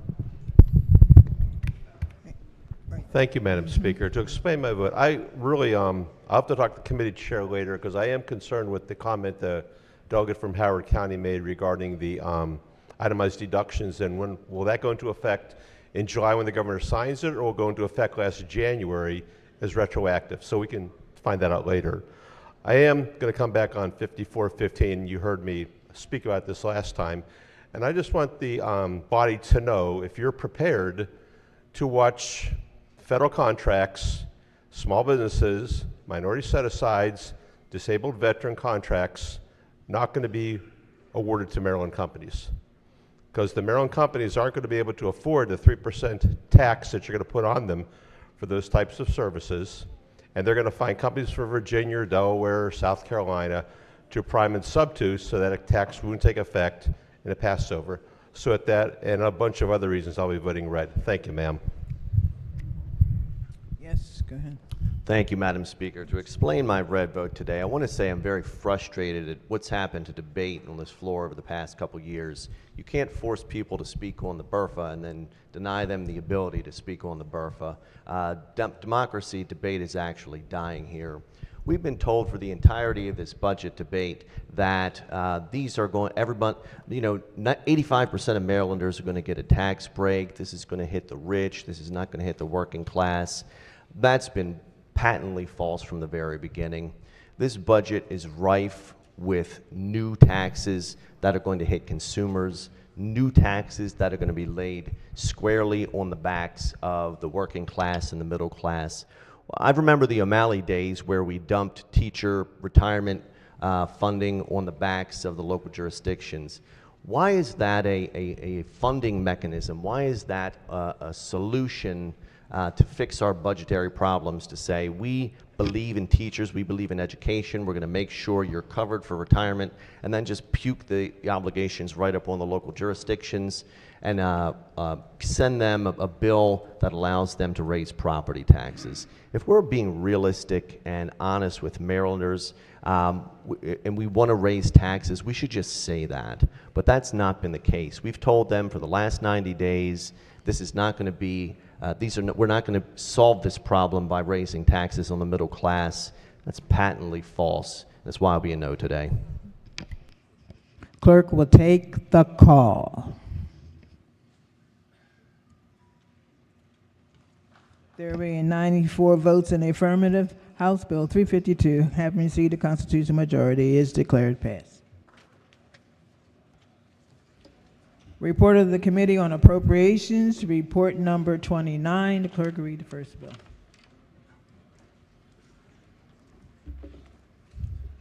Senate Bill 246, Maryland Veterans Trust Assistance to Members of the Maryland National Guard. Favorable. Question for the House is the adoption of the favorable report. All in favor signify by saying aye. Opposed? The ayes have it. Favorable report is adopted. Are there any amendments to the bill or to its title? Hearing none, the bill is ordered past the third reading. Clerk, read next bill. Senate Bill 269, Maryland Community College Promise Scholarship Program. Revisions. Favorable. Question for the House is the adoption of the favorable report. All in favor signify by saying aye. Opposed? The ayes have it. Favorable report is adopted. Are there any amendments to the bill or to its title? Hearing none, the bill is ordered past the third reading. Clerk, read next bill. Senate Bill 318, Higher Education Janet L. Hoffman Loan Assistance Repayment Program. Eligibility. Favorable. Question for the House is the adoption of the favorable report. All in favor signify by saying aye. Opposed? The ayes have it. A favorable report is adopted. Are there any amendments to the bill or to its title? Hearing none, the bill is ordered passed for third reading. Clerk, read next bill. Senate Bill 358, Maryland Deaf Culture Digital Library Funding and Budget Submission. Favorable. Question for the House is the adoption of the favorable report. All in favor signify by saying aye. Opposed? The ayes have it. Favorable report is adopted. Are there any amendments to the bill or to its title? Hearing none, the bill is ordered past the third reading. Clerk, read next bill. Senate Bill 373, State Personnel, BWI, Airport Fire and Rescue Department, Collective Bargaining and Arbitration Processes. Favorable. Question for the House is the adoption of the favorable report. All in favor signify by saying aye. Opposed? The ayes have it. The favorable report is adopted. Are there any amendments to the bill or to its title? Hearing none, the bill is ordered passed for third reading. Clerk, read next bill. Senate Bill 511, Public Senior Higher Education Institutions, Pregnant and Parenting Students, Plan Requirements, Pregnant and Parenting Student Support Act. Favorable. Question for the House is the adoption of the favorable report. All in favor signify by saying aye. Opposed? The ayes have it. A favorable report is adopted. Are there any amendments to the bill or to its title? Hearing none, the bill is ordered passed for third reading. Clerk, read next bill. Senate Bill 597, Higher Education Maryland Graduate Professional Scholarship Program. Eligible institutions. Favorable. Question for the House is the adoption of the favorable report. All in favor signify by saying aye. Opposed? The ayes have it. Favorable report is adopted. Are there any amendments to the bill or to its title? Hearing none, the bill is ordered passed for third reading. Clerk, read next bill. Senate Bill 603, University of Maryland College Park Campus Terps Exceed Program Funding. Favorable. Question for the House is the adoption of the favorable report. All in favor signify by saying aye. Opposed? The ayes have it. A favorable report is adopted. Are there any amendments to the bill or to its title? Hearing none, the bill is ordered past the third reading. Clerk, read next bill. Senate Bill 789, Higher Education Hunger-Free Campus Grant Program alterations. Favorable. Question for the House is the adoption of the favorable report. All in favor signify by saying aye. Opposed? The ayes have it. Favorable report is adopted. Are there any amendments to the bill or to its title? Hearing none, the bill is ordered passed for third reading. Clerk, read the next bill. Senate Bill 880, Governor's Office for Children, Boys and Girls Club of Maryland grant funding. Favorable. Question for the House is the adoption of the favorable report. All in favor signify by saying aye. Opposed? The ayes have it. Favorable report is adopted. Are there any amendments to the bill or to its title? Hearing none, the bill is ordered past the third reading. Report of the Committee on Economic Matters, report number 36. Clerk will read the first bill.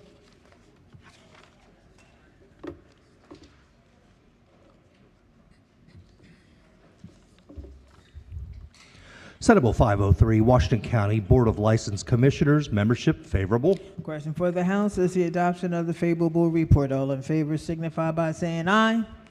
Opposed? The ayes have it. Favorable report is adopted. Are there any amendments to the bill or to its title? Hearing none, the bill is ordered past the third reading. Clerk, read next bill. Senate Bill 636, Frederick County Alcoholic Beverages Tasting Permits. Favorable. Question for the House is the adoption of the favorable report. All in favor signify by saying aye. Opposed? The ayes have it. Favorable report is adopted. Are there any amendments to the bill or to its title? Hearing none, the bill is ordered passed for third reading. Clerk, read next bill. Senate Bill 670, Frederick County Alcoholic Beverages Class C Theater, Beer, Wine, and Liquor License. Favorable. Question before the House is the adoption of the favorable report. All in favor signify by saying aye. Opposed? The ayes have it. Favorable report is adopted. Are there any amendments to the bill or to its title? Hearing none, the bill is ordered passed for third reading. Clerk, read next bill. Senate Bill 738, Frederick County Barbershop and Beauty Salon Beer and Wine License alterations. Favorable. Question for the House is the adoption of the favorable report. All in favor signify by saying aye. Opposed? The ayes have it. Favorable report is adopted. Are there any amendments to the bill or to its title? Hearing none, the bill is ordered passed for third reading. Clerk, read next bill. Senate Bill 744, Hartford County Alcoholic Beverages Hearing Notice. Favorable. Question before the House is the adoption of the favorable report. All in favor signify by saying aye. Opposed? The ayes have it. Favorable report is adopted. Are there any amendments to the bill or to its title? Hearing none, the bill is ordered passed for third reading. Clerk, read next bill. Senate Bill 745, Hartford County Alcoholic Beverages Performing Arts Nonprofit Organization License Record-Keeping Requirements. Favorable. Question for the House is the adoption of the favorable report. All in favor signify by saying aye. Opposed? The ayes have it. A favorable report is adopted. Are there any amendments to the bill or to its title? Hearing none, the bill is ordered passed for third reading. Clerk, read next bill. Senate Bill 746, Hartford County Alcoholic Beverages Multiple Licenses Golf Simulator Facilities. Favorable. Question for the House is the adoption of the favorable report. All in favor signify by saying aye. Opposed? The ayes have it. The favorable report is adopted. Are there any amendments to the bill or to its title? Hearing none, the bill is ordered passed for third reading. Clerk, read next bill. Senate Bill 798, Wacomico County Alcoholic Beverages Temporary To-Go Event Permit in Class C Per Diem Municipal To-Go Beer, Wine, and Liquor License. Favorable. Question before the House is the adoption of the favorable report. All in favor signify by saying aye. Opposed? The ayes have it. Favorable report is adopted. Are there any amendments to the bill or to its title? Hearing none, the bill is ordered past the third reading. Clerk, read next bill. Senate Bill 800, Dorchester County Alcoholic Beverages Arts Beer and Wine License. Favorable. Question for the House is the adoption of the favorable report. All in favor signify by saying aye. Opposed? The ayes have it. Favorable report is adopted. Are there any amendments to the bill or to its title? Hearing none, the bill is ordered passed for third reading. Clerk, read next bill. Senate Bill 802, Dorchester County Alcoholic Beverages Venue Beer, Wine, and Liquor License. Favorable. Question before the House is the adoption of the favorable report. All in favor signify by saying aye. Opposed? The ayes have it. Favorable report is adopted. Are there any amendments to the bill or to its title?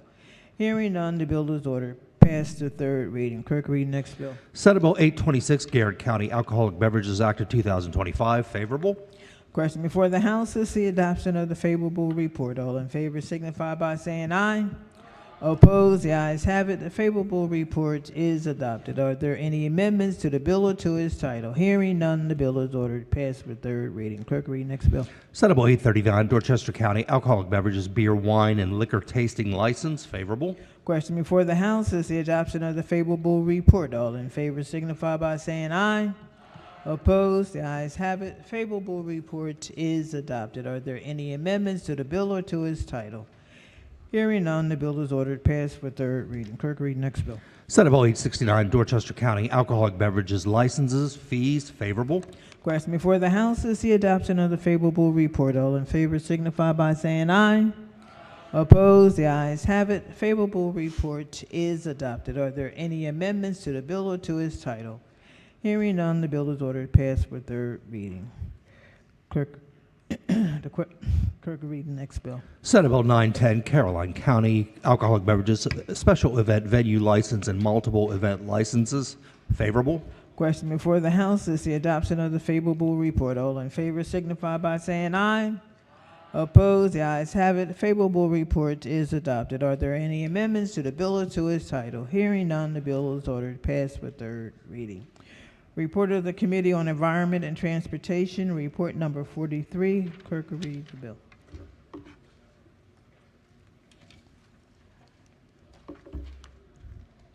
Senate Bill 980, Natural Resources Maryland Heritage Areas Authority Funding and Grants, favorable.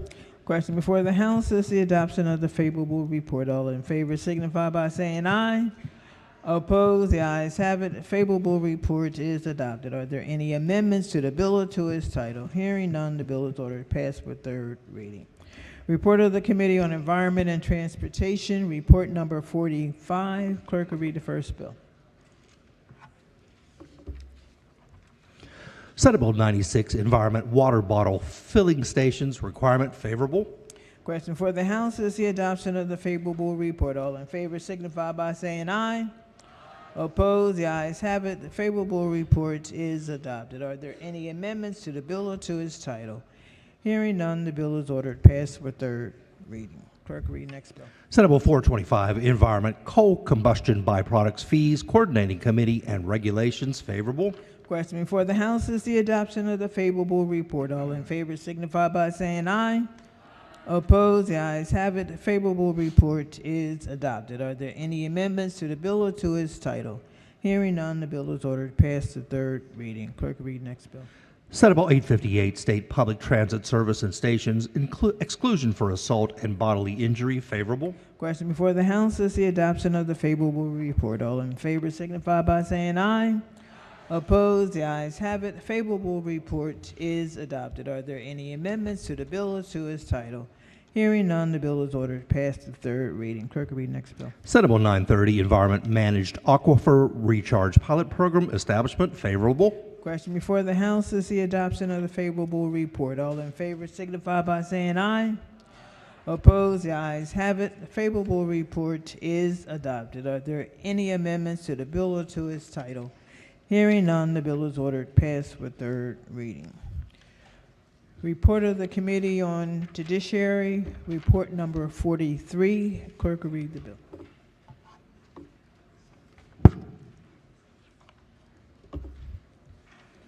Senate Bill 333, Criminal Procedure, Victims and Witnesses Out-of-Court Statement of Child to Forensic Interviewer, favorable. Question for the House is the adoption of the favorable report. All in favor signify by saying aye.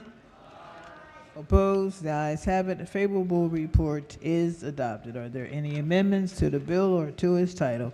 Hearing none, the bill is ordered passed for third reading. Report of the Committee on Ways and Means, report number 32. The clerk will read the first bill. Senate Bill 685, Election Law, Local Boards of Elections Language Assistance Program, favorable. Question before the House is the adoption of the favorable report. All in favor signify by saying aye. Opposed? The ayes have it. The favorable report is adopted. Are there any amendments to the bill or to its title?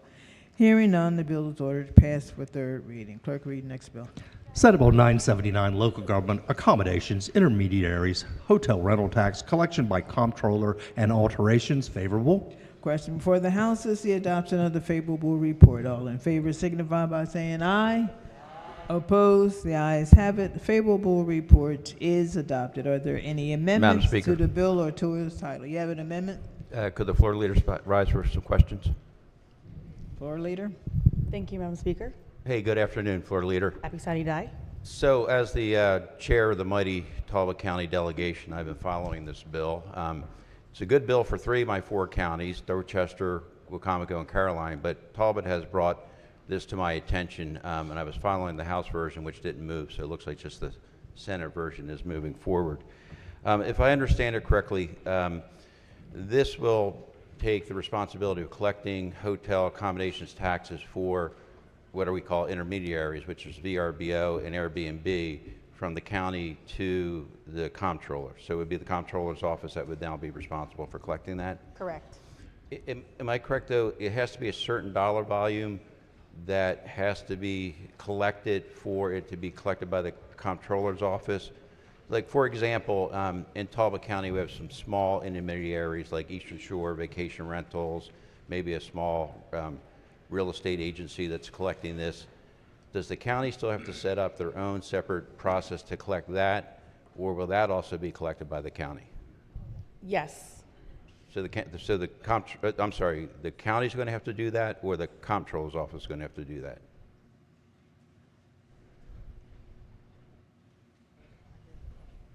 The county has to do it if it's under the threshold established in the bill. So in essence, then 2 processes have to be set up for managing this. One for the comptroller to do it, and then for the smaller ones, the county would still have The county to do would that. continue to do it as they do currently. Okay.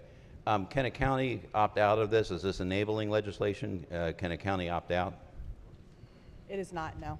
Okay. So if a county's already doing this successfully, they still have to then turn it over and have the comptroller's office do the work? Yeah, so the reason why this bill is done is largely for efficiency for a lot of the platforms, because currently they have to deal with all 24 jurisdictions.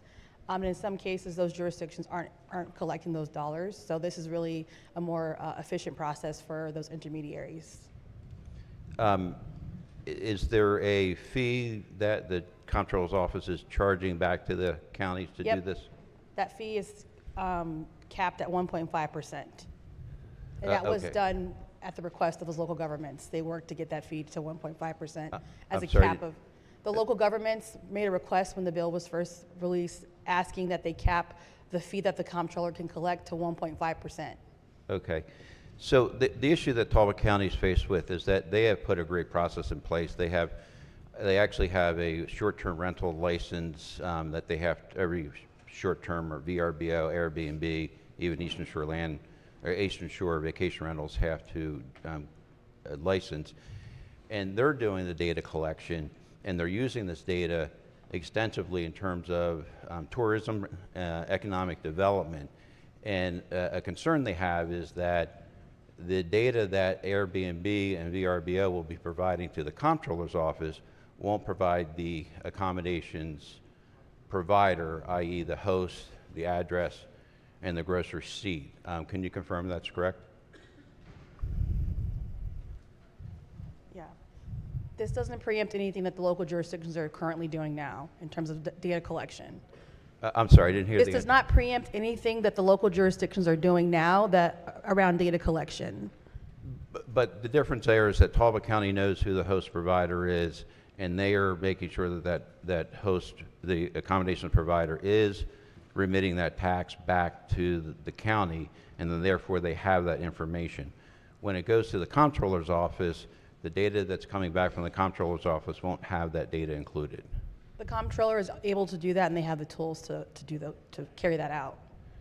I don't want to speak for her. I did have a conversation with the comptroller this morning about this bill, and there is some concern or discrepancy about that we're going to have to find out to make sure that this is not a step backwards for Talbot County. And then also just want to add that this does include additional hotel tax authorization for Talbot, for Garrett, and for Howard County. And it takes effect in 2027, so we can continue to work on this issue. Okay, that's another question I had, and I think I just heard you say there was a bill that Talbot County delegation had to move the data collection, or the receipt collection from 120 days to 30 days without penalty. Did that, it was House Bill 570 for me. Did that get incorporated into this bill? It is, that is what I was referring to, exactly what I was referring to. Okay, and did that just apply to Talbot because Wacomico County was the only other one that is still at 120 days? Yes, it just applies to Talbot. Okay, so if we wanted, Wacomico would have to come back and make that change Correct. to do that. Yep. Okay, thank you for your answers. I Absolutely. may have an amendment at third reading. Are there any amendments to the bill as to its title? Hearing none, the bill is ordered past the third reading. Report of the Committee on Ways and Means, report number 33. The clerk will read the bill. Senate Bill 645, election law, gubernatorial primary election date favorable. Question for the House is the adoption of the favorable report. All in favor signify by saying aye. Opposed, the ayes have it. Favorable report is adopted. Are there any amendments to the bill as to its title? Hearing none, the bill is ordered past the third reading. Report of the Committee on Appropriations, report number 30. Clerk will read the first bill. House Bill 1049, behavioral health crisis response grant program funding favorable. Question for the House is the adoption of the favorable report. All in favor signify by saying aye. Opposed, the ayes have it. Favorable report is adopted. Are there any amendments to the bill or to its title? Hearing none, the bill is ordered past the third reading. Clerk, read next bill. Senate Bill 154, access to counsel in evictions task force and special fund favorable. Question before the House is the adoption of the favorable report. All in favor signify by saying aye. Opposed, the ayes have it. The favorable report is adopted. Are there any amendments to the bill or to its title? Hearing none, the bill is ordered passed for third reading. Clerk, read next bill. Senate Bill 599, behavioral health crisis response grant program funding favorable. Question before the House is the adoption of the favorable report. All in favor signify by saying aye. Opposed, the ayes have it. The favorable report is adopted. Are there any amendments to the bill or to its title? Hearing none, the bill is ordered passed for third reading.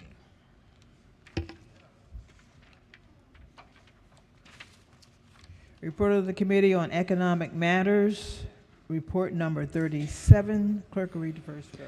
House Bill 1241, other tobacco products and electronic smoking devices, seizure and wholesaler licensure requirements. Favorable amendments. Amendment number 1. Recognizing the committee chair, someone.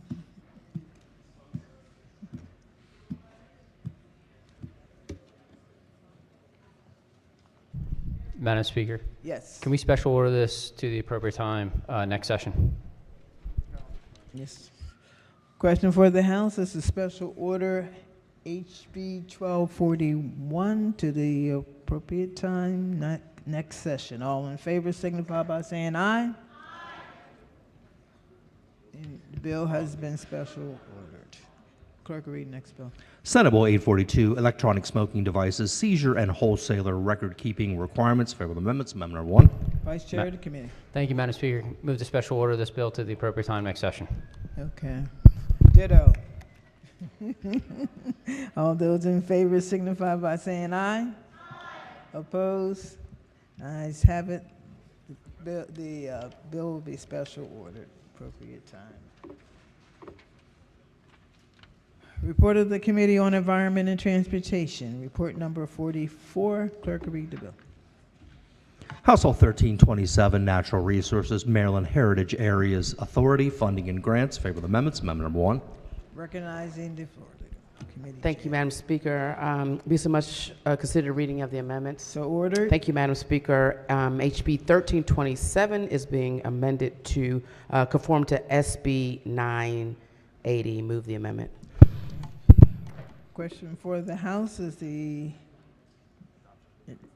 adoption of the amendment. All in favor signify by saying aye. Opposed? The ayes have it. The amendment has been adopted. The question now is adoption of the favorable report as amended. All in favor signify by saying aye. Opposed? The ayes have it. The favorable report is adopted. Are there any additional amendments to the bill or to its title? Hearing none, the bill is ordered, printed for third reading.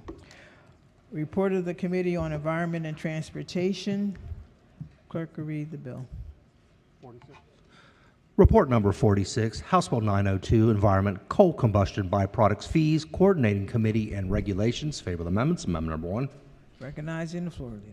Thank you, Madam Speaker. So much be considered the reading of the amendments. So ordered. Amendment number 1 is technical. Amendment number 2 strikes language that would have set a floor on the coal combustion byproduct fee and alters requirements for regulations adopted under the bill. The amendment also requires the department to use any fee revenue that exceeds the amount necessary to operate its regulatory program to increase the beneficial reuse of coal combustion byproducts and mitigate certain health and environmental impacts due to the release of coal combustion byproducts from priority sites. Move the amendments, Madam Speaker.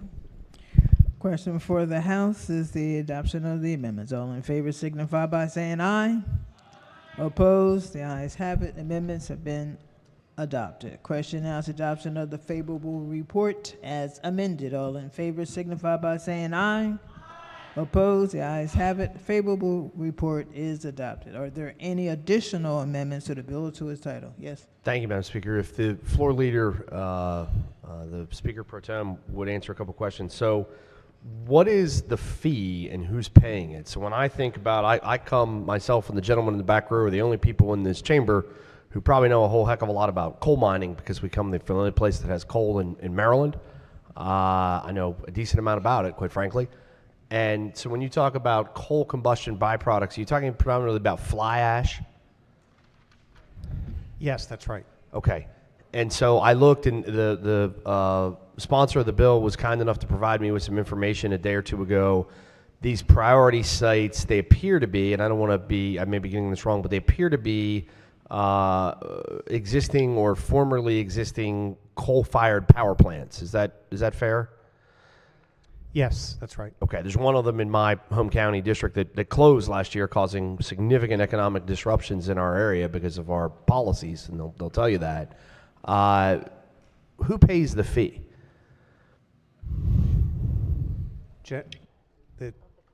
The generators that produce the coal ash. So what if the generator's no longer there? So like AES Corporation, which is a European corporation that has, they're gone. Their jobs, their money, their everything in Allegheny County, they went down the river because of the place. But they have fly ash there because it exists when you burn coal. Checking, just one sec.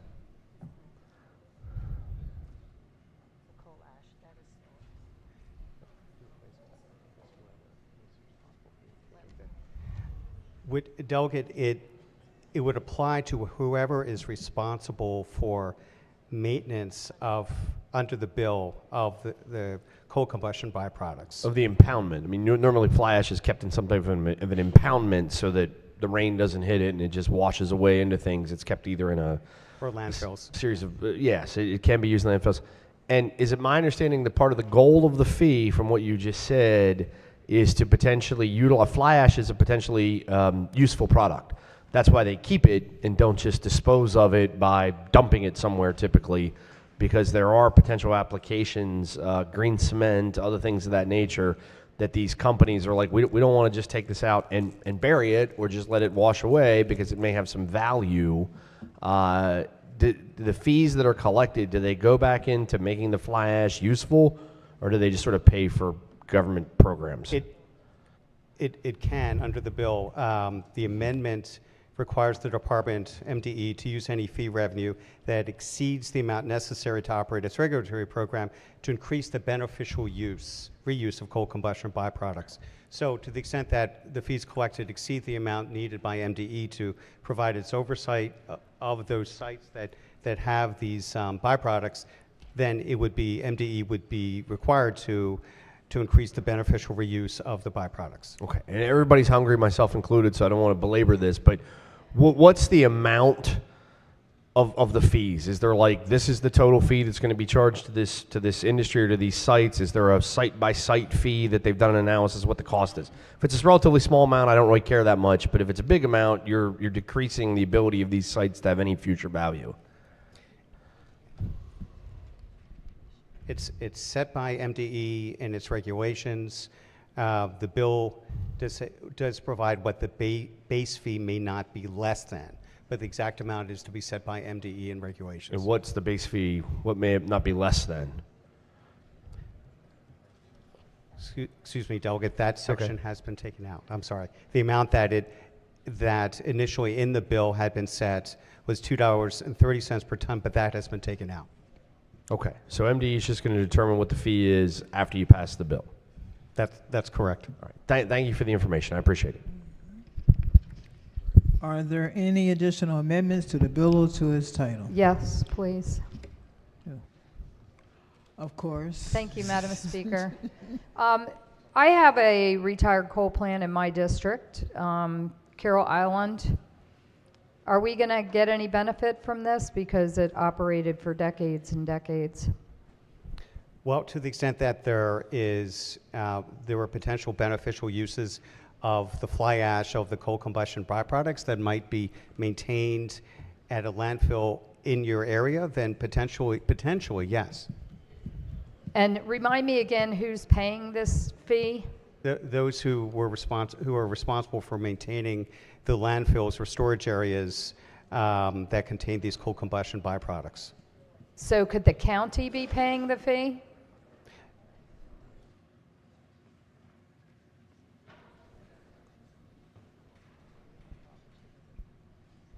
Just 1 second, checking. Because I think the Eastern landfill in Baltimore County could be on your list.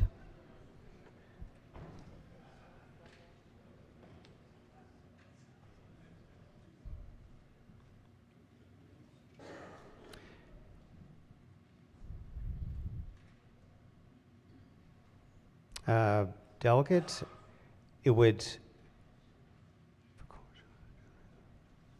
it is, my understanding is it could be either, well, Delegate, actually, if we could special order this bill.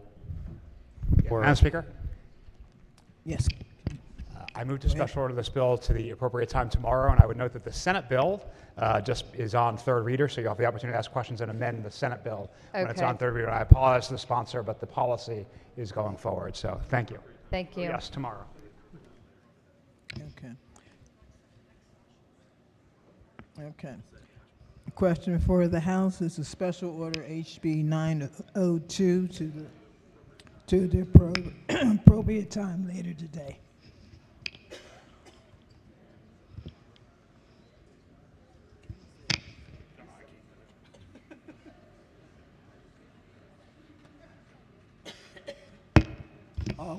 All those in favor signify by saying aye. Opposed? The ayes have it.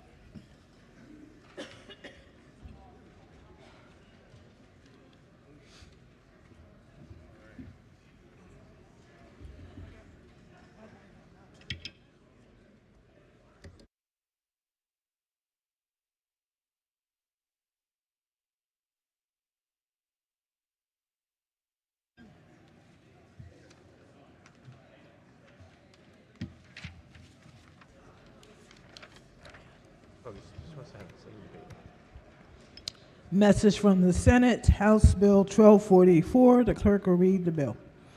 House Bill 1244, Maryland Developmental Disabilities Administration Waiver Advisory Council Establishment, Amendment Number 1. The clerk will read the message from the Senate. Ladies and gentlemen of the House Delegates, the Senate does not recede in the Senate amendments and agrees to a conference committee to confer the disagreeing votes of the two houses. The House has appointed Delegate Bagnall chair, Delegate Hutchison, and Delegate Martinez. The Senate appoints Senator Hayes, Chair, Senator Kramer, and Senator Reedy. Said bill is returned to your will. Conference committee report. House Bill 292. The clerk will read the bill and the conference committee report. Cooperative housing corporations, condominiums, and homeowners associations, funding of reserve accounts and preparation of funding plans, Amendment Number 1. Recognizing the chair of the conference committee report. Thank you, Madam Speaker. The conference committee report conforms this to the Senate bill that is already on the governor's desk. And I'd move the conference committee report.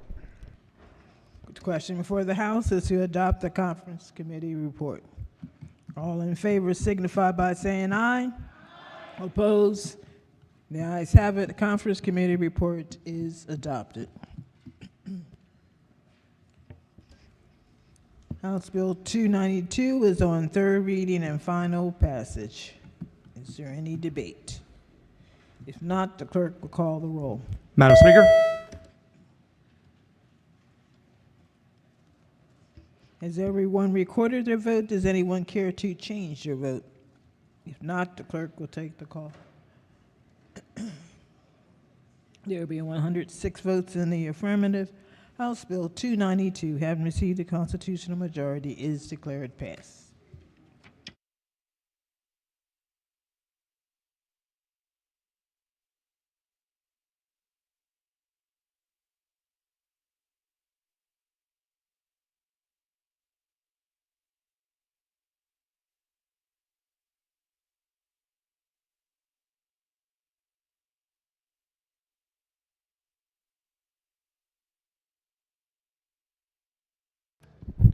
Madam Speaker, for a change.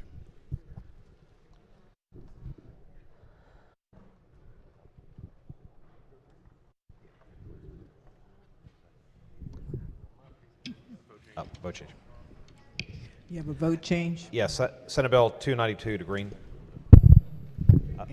Vote change. House Bill 292 to green.